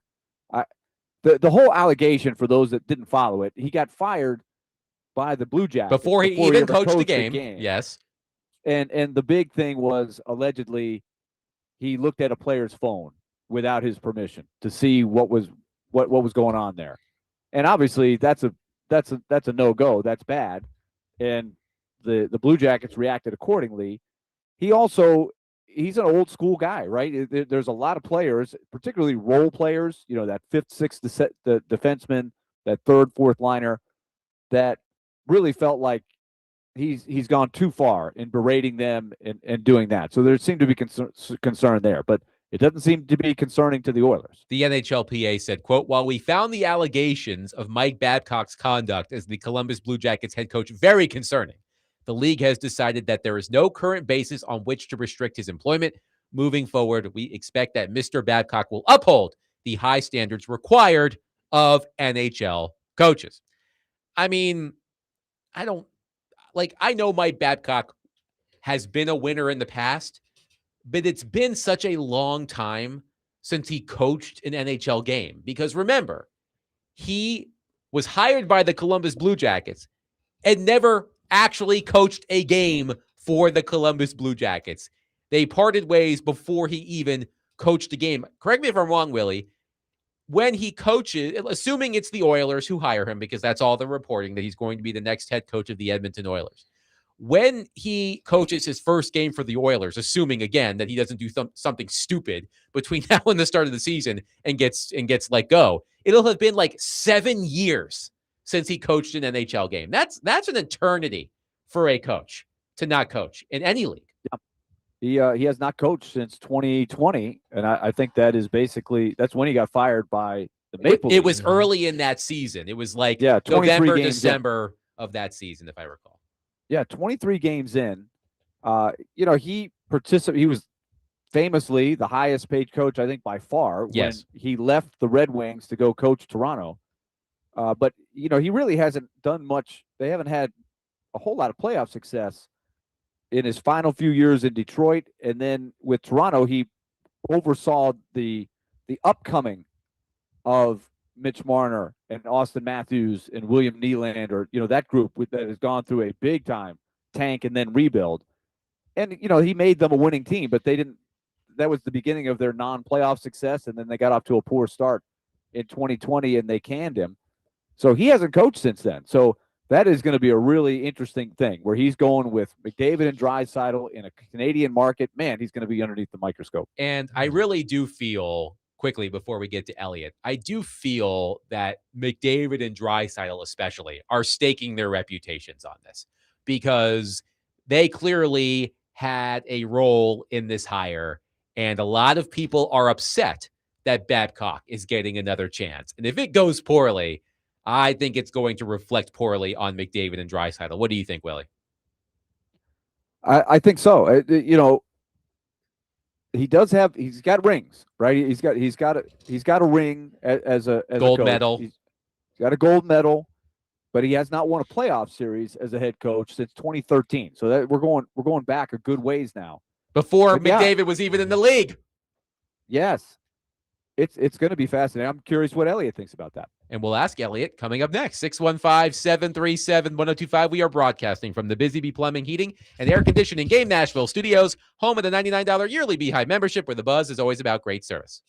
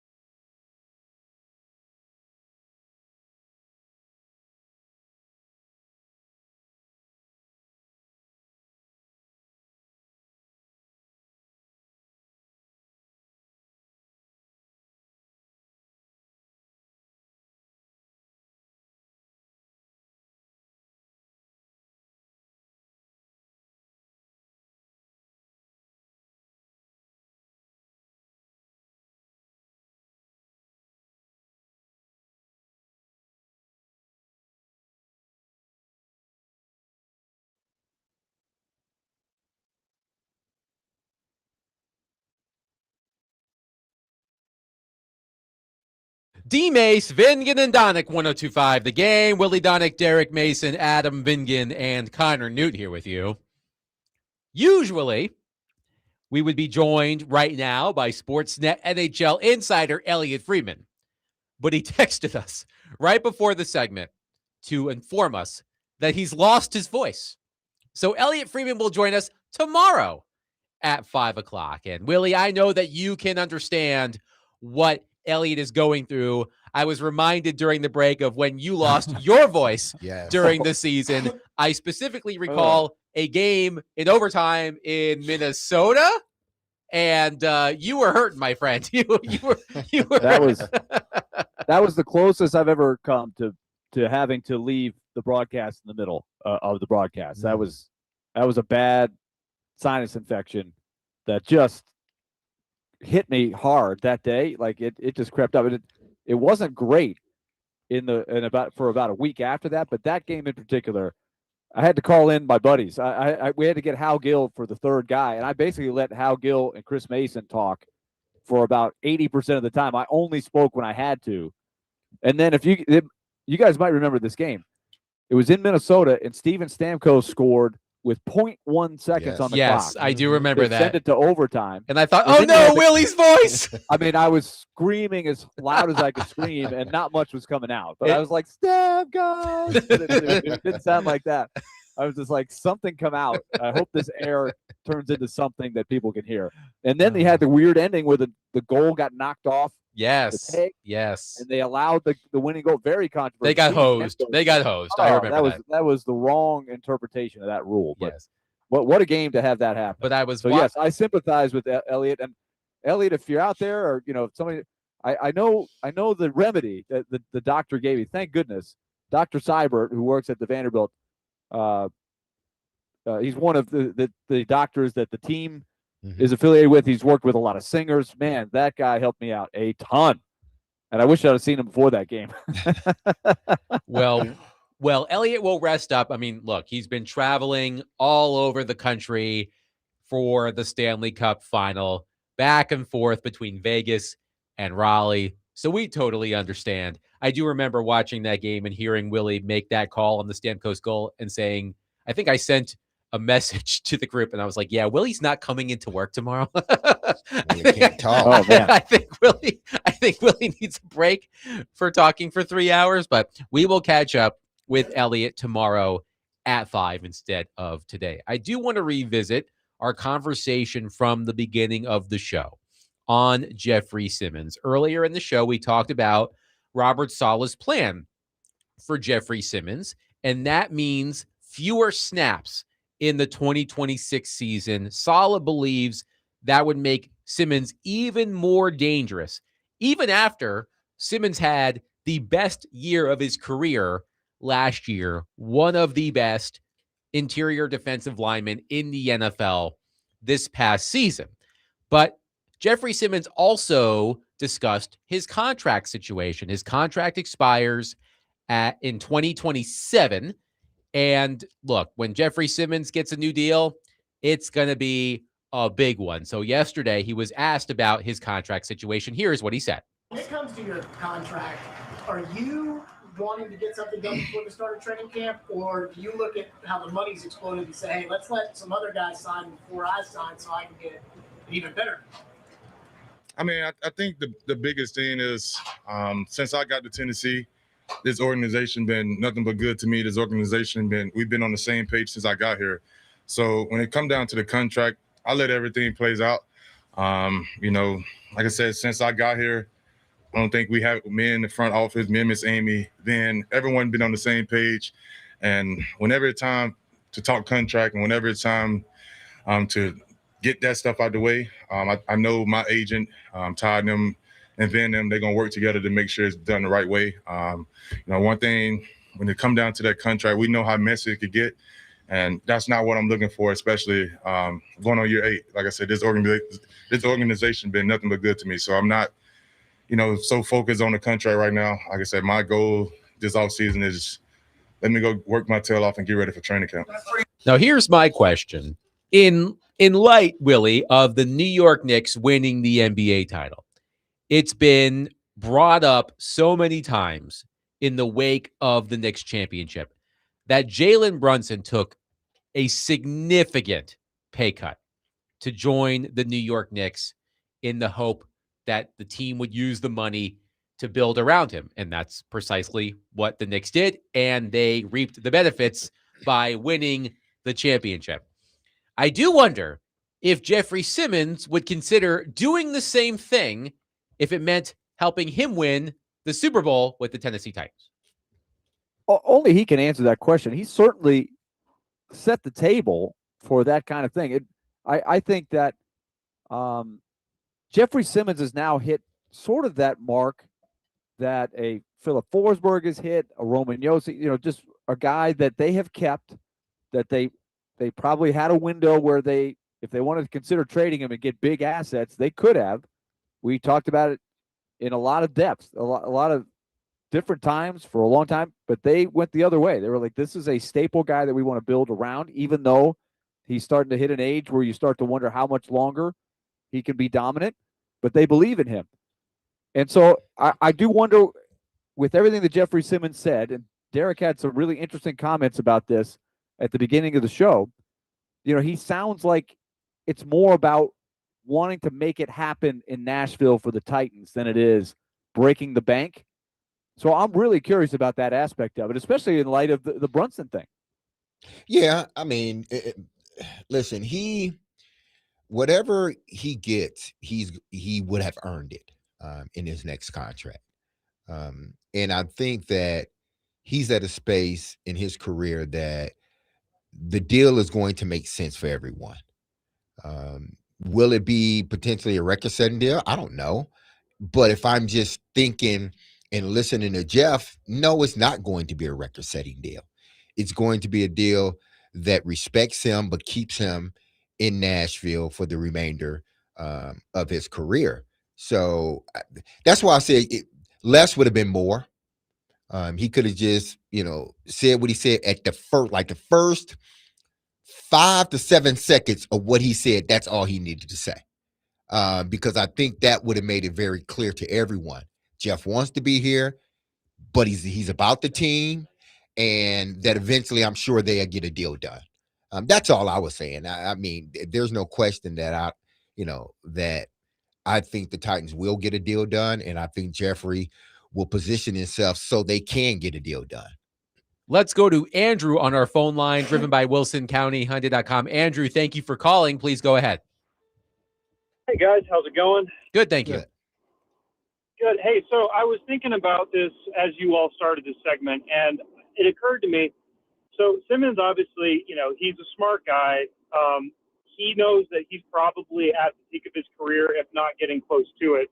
He's not going to get that much better for that much longer until he starts to decline. So as far as getting his last really big payday contract-wise, I think he needs to take that into consideration. And I'm wondering, if he takes a discount and we end up being bad, then not only is he taking us money, but he's on a team that maybe can't win the Super Bowl, even though, of course, Saleh and company are going to talk about it as if we can in the next few years. So my question is he thinking maybe he and his agent waits for a little while, maybe closer to the trade deadline, to get a contract in place so there's no messy guaranteed money on the Titans end, and he can kind of see how the first several weeks go before he even thinks about doing a new contract? Maybe I'm missing something here, but I'd love to get you all's thoughts on that. Thank you, Andrew. I mean, I think for all parties, if they don't want this to drag out, and we've heard from Borgonzi, and obviously we know how Saleh and Amy feels about Jeff, but the sooner you get a deal done, the better you can put it behind you. They may, if they can't get something. This is how I think a lot of times in, say, a guy like Jeffrey Simmons' position, if you can't get a deal done before the season, then you tend to just let me worry about football.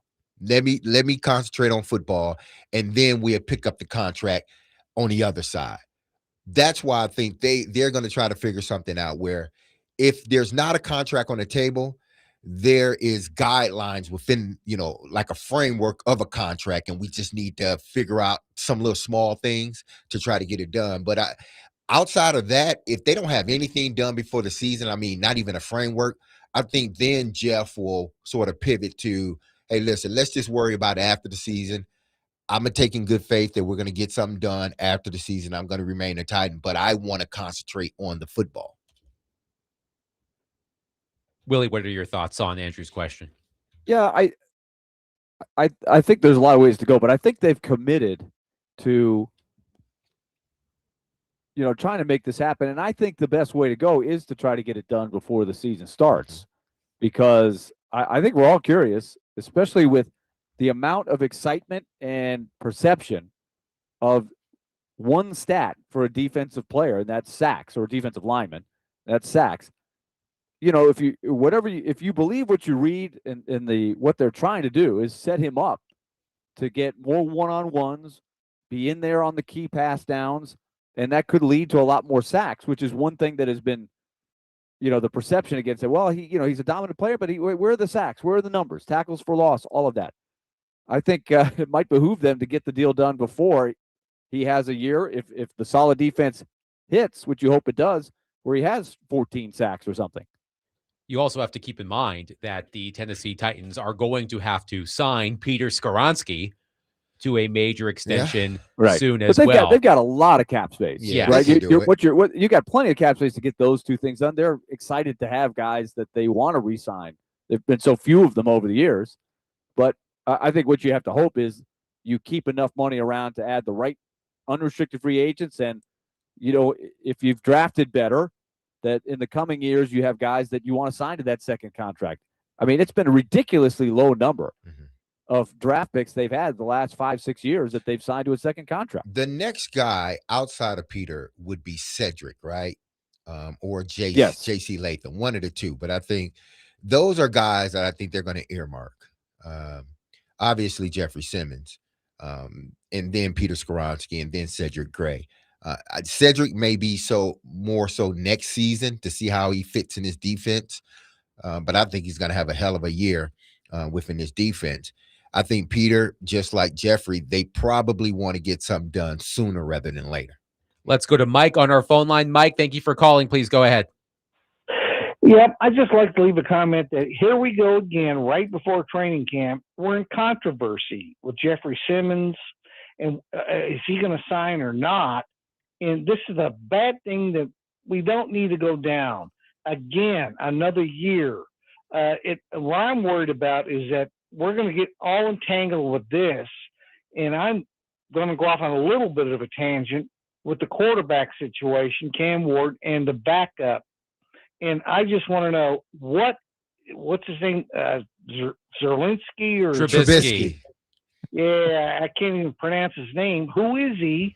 And can he carry us if Cam goes down for 2-3 games? Are we going to end up, just going ahead and accepting 2-3 games, maybe more, if Cam goes down? Can this guy bring us a victory or two? And already in this season, and I'm just sick and tired of it, I want to see a solid front going into this season, that we don't have all these damn controversies. Thank you for the call, Mike. Let me. There's no controversy. There's no controversy with Jeffrey Simmons. He's under contract. He's not holding out. He's not holding in. No. He's got a contract. He's going to be on the field. As for Mitch Trubisky, I mean, he was the second overall pick in 2017. His career has not panned out that way. If Cam Ward were to get injured at any point this coming season, I think Trubisky is solid enough to hold down the fort for a few games. He has familiarity with Brian Daboll. That's why he came to Tennessee. So I don't see any controversies. There's no controversy with Jeffrey Simmons. He's not holding out for a new contract. We'll cross the if Cam Ward gets injured bridge when we get to it. Yeah. But I hope that answers your questions. Hopefully we won't. Well, I think I would add, and I think this will be thing. I'm curious how they use Levis, if Levis has any part in this script. But the idea of Trubisky is number one, and he has accepted the role. He mentioned it, almost unsolicited, that he wants to be the mentor. Remember all that scuttlebutt a few years ago when they drafted Levis and Ryan Tannehill said, he just sort of said offhandedly, not really thinking about what he was saying. He had made that one comment that got caught in print and everybody lost their minds, that he wasn't going to be the mentor to Will Levis because he was still the starter, was where he was coming from. But Trubisky said, yeah, I'm coming in to be his mentor. But that is the job of the backup quarterback. If your starting quarterback is out for the season, your season is usually screwed unless you've got Steve Young as the backup. And it's been a long time since people have backups like Steve Young for the 49ers all those years ago. But if he can give you a win or two in a couple weeks, that will be the key. And Trubisky really hasn't had to play in years, right? He has been just a backup that hasn't gotten in. I'm looking to see how many games Mitch Trubisky has played in recent years. Mitch Trubisky, he did appear in 4 games last season. He has not started a game since 2023 with the Pittsburgh Steelers. I have no recollection of Mitch Trubisky on the Pittsburgh Steelers, but that's besides the point. One texter on our previous caller says, well, he was a treat. I love people who are glass half full kind of people. I mean, look, we need some people who are glass half full, some people who are glass half empty. It's just a way of life. 615-737-1025. Coming up next, an interesting comment from Titans quarterbacks coach Shea Tierney on something we've discussed a lot in the past few weeks regarding Cam Ward. We'll play that coming up next and get more into your reaction. 615-737-1025. Willy Donick, Derek Mason, Adam Vingan, 1025 The Game.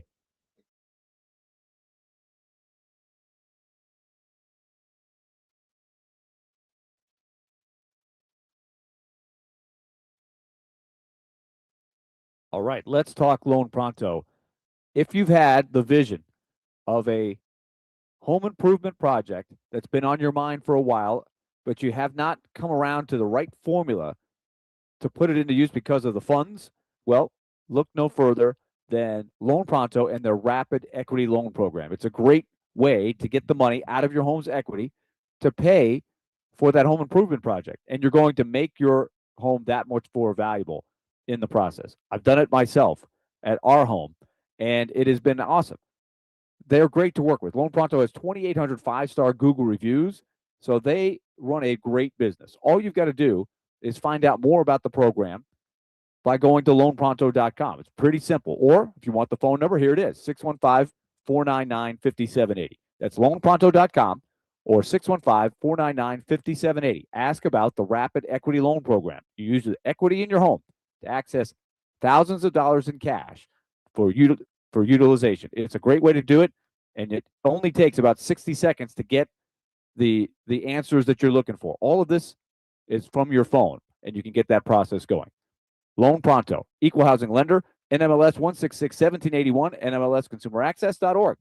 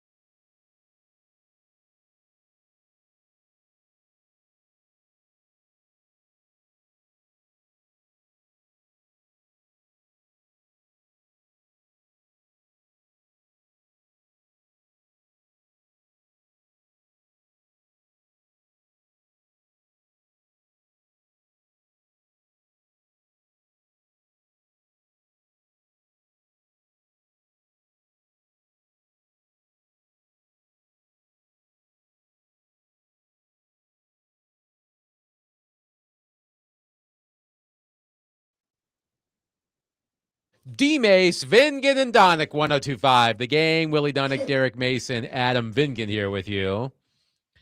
During the break, we have SportsCenter on in the studio, and they were showing a Cam Ward clip. When was the last time you think a Cam Ward clip was aired on SportsCenter? Last time a Titan clip was aired on SportsCenter. Like that.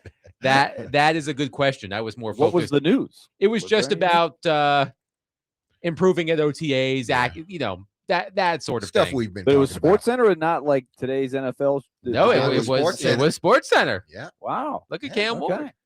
I was more focused on the corner of the screen where it said Toy Story 5 in theaters tomorrow, because I've got a date with my son to go see Toy Story 5 on Saturday, and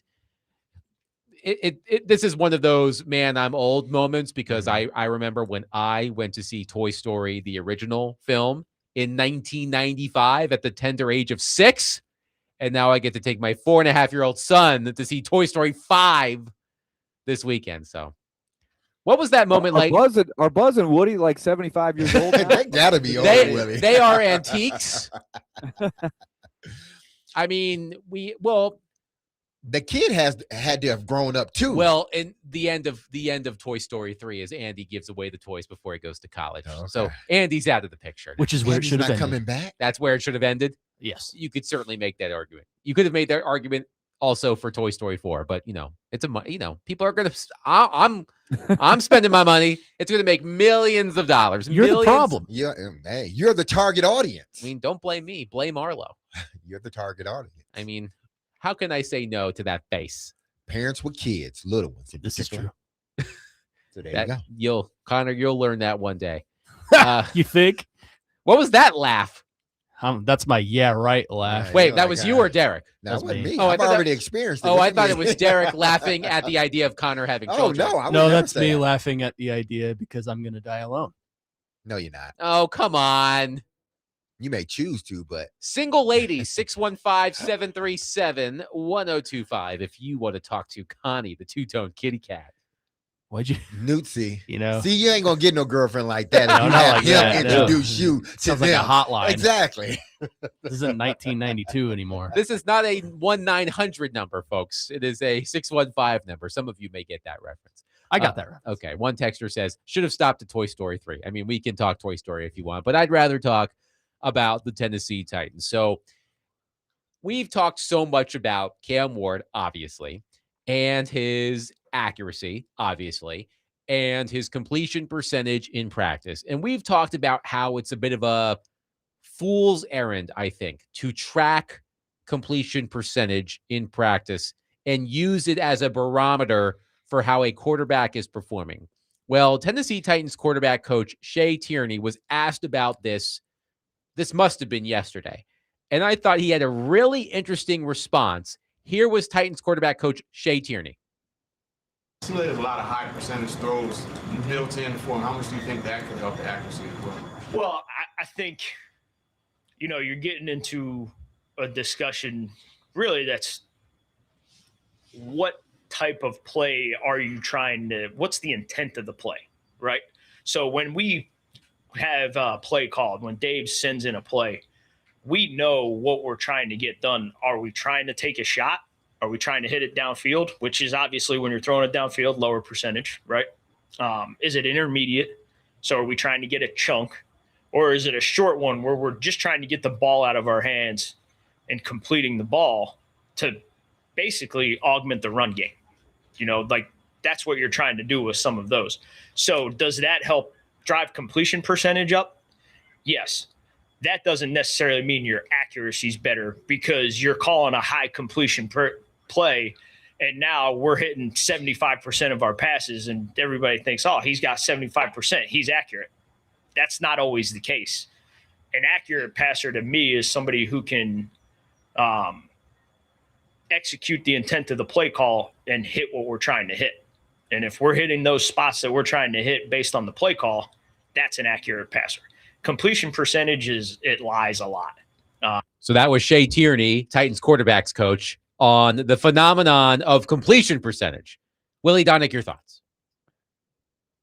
Interesting. I mean, I love conversations like that. I am reminded of the stat that I think you threw out there. It was maybe earlier this week or late last week, Adam, about I think the Titans ranked 31st last year in some of those wide receiver screens. Yes. That are, and Shea Tierney, and it wasn't that they were necessarily incomplete passes, but even the ones they completed, they weren't getting I think the what stat you were hoping was, for out of those. I think the stat was the Titans ranked second. This was courtesy of the Athletic Football Show.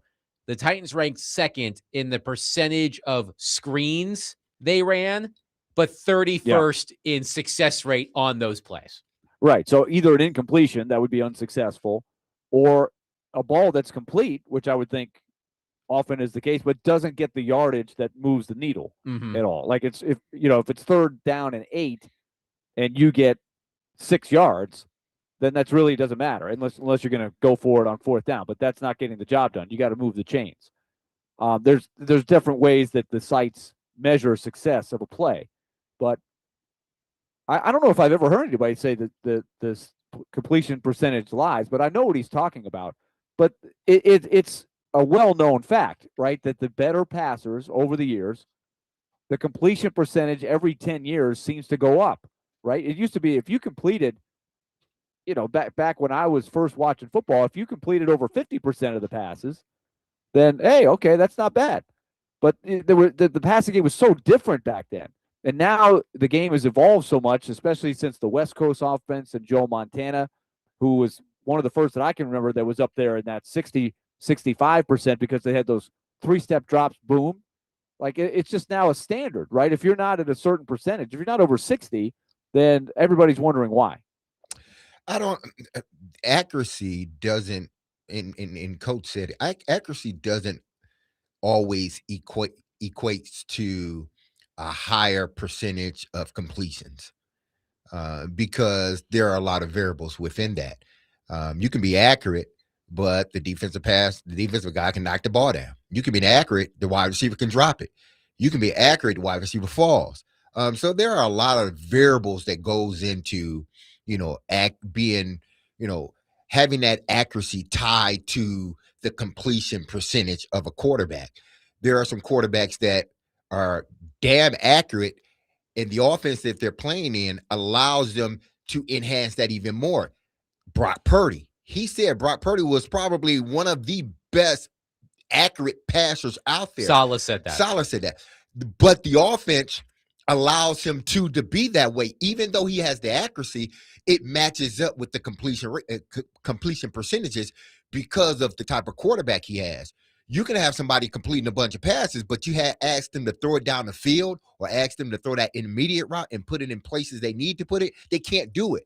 But if I want to get your percentage, your passing percentage up, I can do that very easily. The Titans tried to do that last year, and a lot of it was to the detriment of the offense because they didn't, on those quick screens, they didn't get yardage. It wasn't a positive play in their playbook. I'm looking. I would put it this way in general terms, that any one stat, right? I think this is what we've learned over the years, that, it used to just be about what's on the back of the football card or what's on the back of the baseball card, like RBIs in baseball. If you have 100 RBIs, yeah, that's good up to a point, but there's ways to look at it on other levels. How did you get 100 RBIs? Did you always come up with second? And if I always came up with the bases loaded, then I ought to have 100 RBIs, right? If I never came up with anybody on base, that's certainly going to affect how many RBIs have.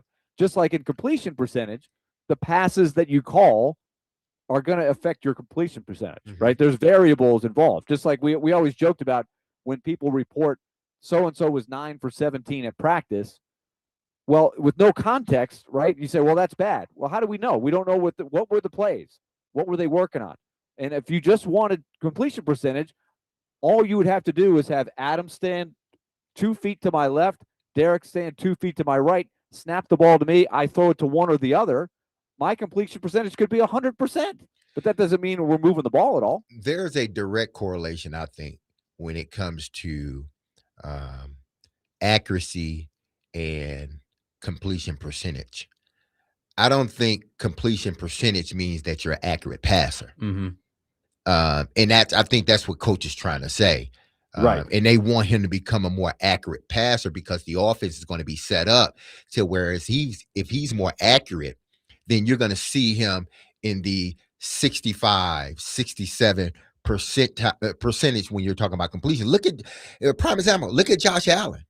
It was just once after those first 2 years, once he became more of an accurate passer, the offense basically allowed him to not only show his accuracy, but also that his completion percentage was up as well. I'm looking at league averages in completion percentage over the years.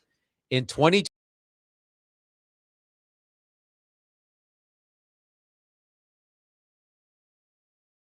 for basically the past 20 or so years, the league average completion percentage has been in the 60s. As you go further back, it starts dropping into the high and mid 50s. For example, in 1999, the completion percentage league average was 57.1%. Wow. If you go back even further to 1987, the league average completion percentage was 54.8%. So it has evolved over the years, to your point, Willie. Yeah. Well, let's go back even further. One of the stats that gets talked about with some Hall of Fame guys like Kenny Stabler and Terry Bradshaw. Give me a year and I'll tell you the league average completion percentage. You're talking about the 70s. Take 1978. 78, 79. Like, so the heyday of the 1978, the league average completion percentage was 53.1%. And now it's 64.3%. For his career, Terry Bradshaw completed 52%, but he's a Hall of Famer. He won 4 Super Bowls, but that was just how the game was played back then, right? Yeah.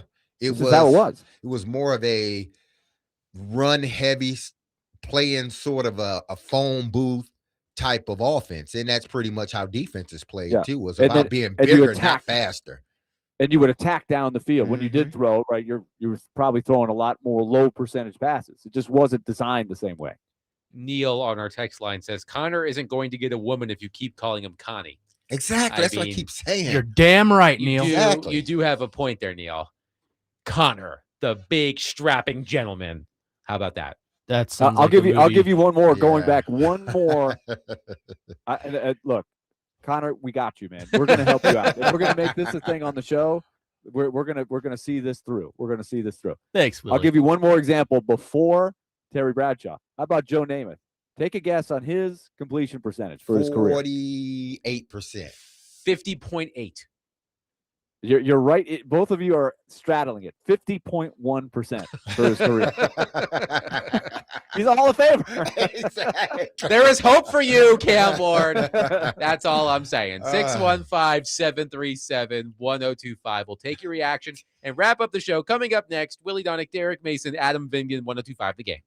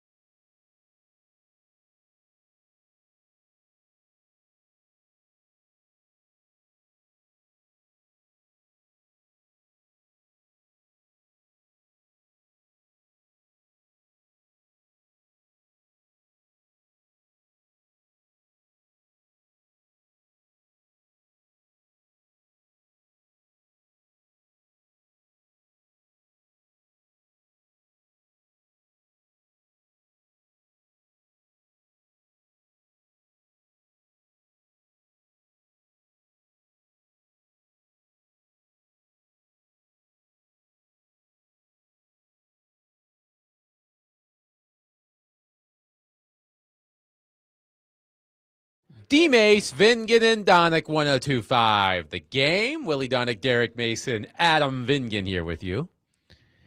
Thank you to Mike Herndon of PaulKaharski.com and new Predators forward Ross Colton for joining the program today. Our interview with Ross Colton, by the way, has been posted. So if you missed it, make sure you go and find it. A really interesting conversation with the newest member of the Nashville Predators. On tomorrow's program, Chad Withrow will join us, as he always does on Fridays. Nick Baumgartner of The Athletic will join us at 4. He wrote a film study on Cam Ward at The Athletic. It was published this morning. He will join us to talk about what he found after grinding the tape on Cam Ward. And Elliotte Friedman, who was supposed to join us today, but he's lost his voice. He says he's going to be ready to go tomorrow at 5. So we will catch up with Elliotte tomorrow at 5. But Derek, during the break, you asked me, we were talking about league average completion percentage over the years.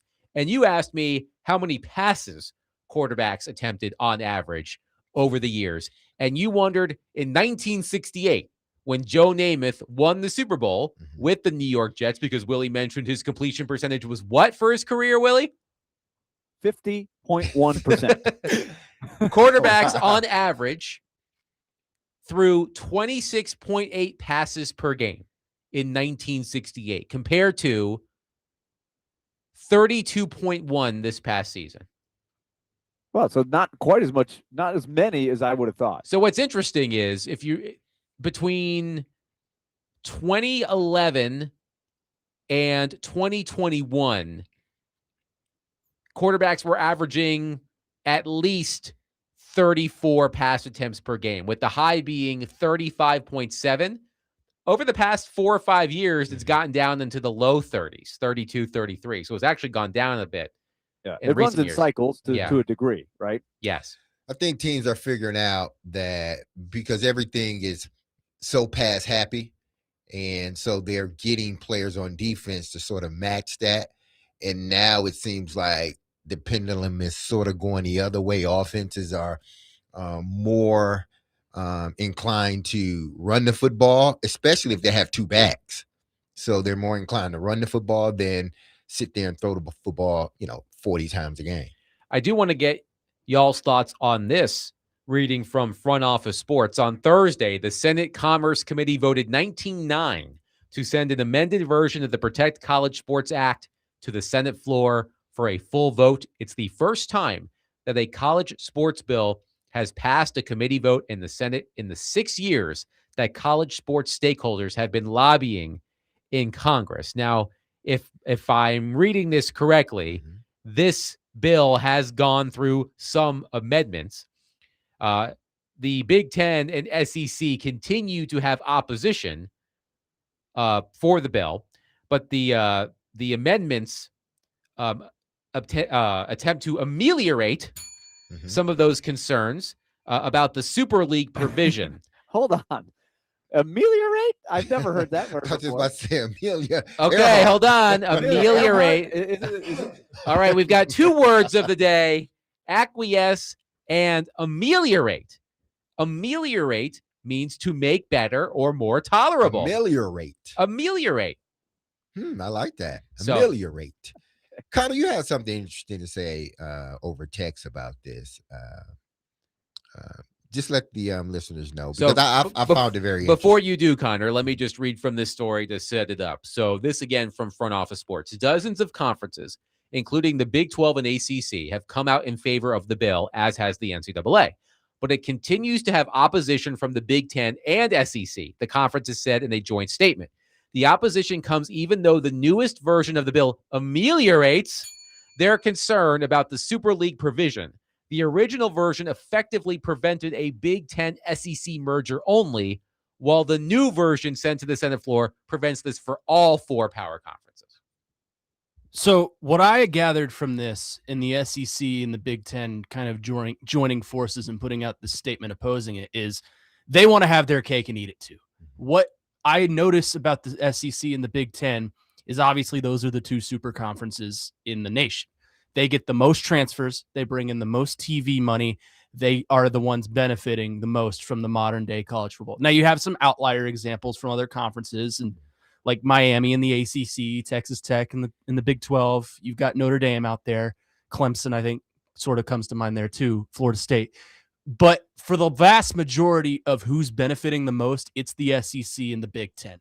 So to me, it makes sense why they're opposing it. They want to leave the door open to where if it comes to having a super conference and they feel that they can get more money, more TV deals, and more what have you from that, they want to leave the door open to that. They also don't want a rules restriction on the thing that's helping them thrive the most, and that's getting these guys that have transferred from a G5 to a lower end Power 4 team to now Alabama.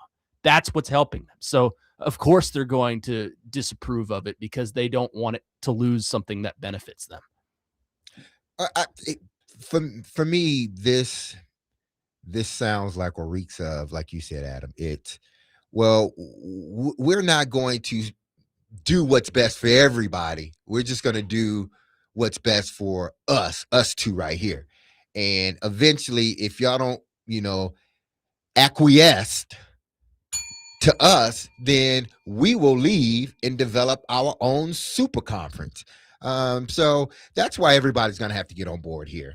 If indeed they truly want to do what's best for college sports, not just football, but I think all the sports is, they get together and figure out something where, the Big Ten and the SEC isn't, necessarily being, the shot caller, so to speak, in anything that goes on, even though we know they're the two most powerful conferences.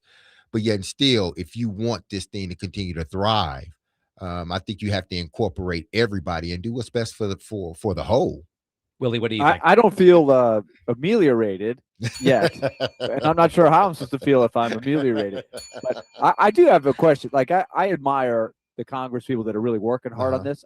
But at the same time, it's such a complex bear, this whole thing. It's so many different colleges that you're trying to put together a set of rules for. I just wonder who is shaping they don't have time. They're trying to deal with our country's problems, the world's problems. How could you possibly spend the amount of time it would take to tackle this, right, when it's so complicated? I just wonder how that could happen. I know their heart's in the right place. They're trying, but like, who's shaping their beliefs? How are they going about this process? I'm really curious. I think they're looking at it from the standpoint of we just want to give y'all a framework and then y'all figure it out. And they seem to can't figure it out for whatever reason. Y'all asking government for help. They're trying to give you help, but yet and still y'all don't even want that. I mean, I don't really have much more. It's crazy because there's problems within collegiate sports when we're talking about this stuff, and you go outside of the network to ask those that can make laws. You ask them to, okay, do this for us. And they come back and they say, hey, listen, this is a template. Yeah, this is guidelines. This is what we got now. And y'all telling, no, we don't want that. It makes no sense. And I can also picture it from this point, from a member of Congress. I'm sure there's some people in Congress that would be like me if Derek, you said, hey, I'm having some problems with my car. Let me show you what's going on under the hood. And you open up the hood, and it's college athletics under the hood. And this Congress person's looking at you, go, this looks very complicated. I'm out of here. No, I can't help you. I'm sure some Congress people are like, I want no part of this bill. Like, just tell me. Like, I don't know. Like that. How it's so difficult to figure out. And we talk about it all the time. There's this hope that someday there will be the czar of college sports or college football, Nick Saban, all of this stuff. But I don't even know if that person, even if he could do it, would want to do it. This is a very complex situation for everybody. And they can only blame themselves for this complex situation that they're in. And honestly, the only way to fix it, and you still may not fix it, you may end up, causing another problem, is that, frankly, just let these kids be employees. Work it from a labor standpoint. Let's just go at that, because it seems like everything else that you're trying, you either don't think it's the right thing, or you can't, get everyone together, to figure out, let's do something right, or let's do what's right for college athletics. The World Cup is ongoing. 2 games are final. Switzerland defeats Bosnia 4-1. Czechia and South Africa finished tied at 1. Canada is whooping Qatar right now, 3-0 in Vancouver. Mexico versus South Korea tonight in Guadalajara. Tomorrow, the U.S. continues its World Cup against Australia. I want to see some more goals. Also happening tomorrow, Scotland versus Morocco at Gillette Stadium. I hope I don't know if the Patriots can be involved in this, but I hope someone has flown in every beer known to man to Gillette Stadium tomorrow. How quickly do you think Gillette Stadium will sell out of beer tomorrow? It will take maybe 30 minutes into the game, meaning game minutes. Okay, so near the end of the first half. Yes. Willie, are you as optimistic as Derek? All I know is I saw some clips, and you guys might have sent it to me, of some Scottish fans in New York. Yes. It's like when I saw that, I was like, well, maybe Scotland's next game is at the Meadowlands or something. Did these Scottish fans go to New York just because they heard there was beer in New York? Possibly. And then now they're going back to Boston for the next game and hoping that replenished the beer supply. Like, this Tartan Army is just amazing. But you know why I say basically halftime is because that's when everybody's going to rush to get their beers. After that, it's over. I do wonder if there's going to be a limit put on the number of beers per person. That there would be some fights in the concourse if you say no, you can only have 2 beers to take with you. I don't know where Scotland would go next, and if they advance the next group, I don't know where they would play next. But right, that city better prepare itself. Like, if you're one of the cities that could be hosting Scotland, you're like, all right, we need to call in the troops. We need to plan. Yeah. Everybody go to the store, buy some extra beer just in case. Bring as many cases as you can. Keep a couple of cases in your trunk. I still want to know when the last beer was served and the person said, "That's it, we're out." What kind of beer was it? What kind of beer was it? Like they were like, okay, there's no options left. I have to drink the beer. This is it. But it got passed over until that was it. That's a good question. Now, it doesn't appear that Scotland's next game has been scheduled, so I don't know where it's going to be. But if you could be hosting Scotland, be prepared. That'll do it for us today. Thank you to Mike Herndon of PaulKaharski.com and new Predators forward Ross Colton for joining the program tomorrow. Chad Withrow at 3:20. Nick Baumgartner of The Athletic at 4. Elliotte Friedman of Sportsnet at 5. We've got a full show planned to wrap up the week. So join us, won't you? We'll also have a new word of the day. Here's what I want y'all to do. I want you to use the word acquiesce or ameliorate in conversation this evening. Then I want you to text back in at 3:00 tomorrow and tell us how it went. I want to know if the person you said it to said, "What the hell are you talking about? Ameliorate?" Like Willie and Derek did. We'll talk to you tomorrow at 3. Be love on your people. Have a safe, blessed, and wonderful day. I love you. The team loves you. You hear us. You hear this music. Don't you forget about us, because we will not forget about you. We will be back on these airways started at 3 p.m. tomorrow on 102.5. And as I always say, we're going to be talking and you're going to be listening. Peace.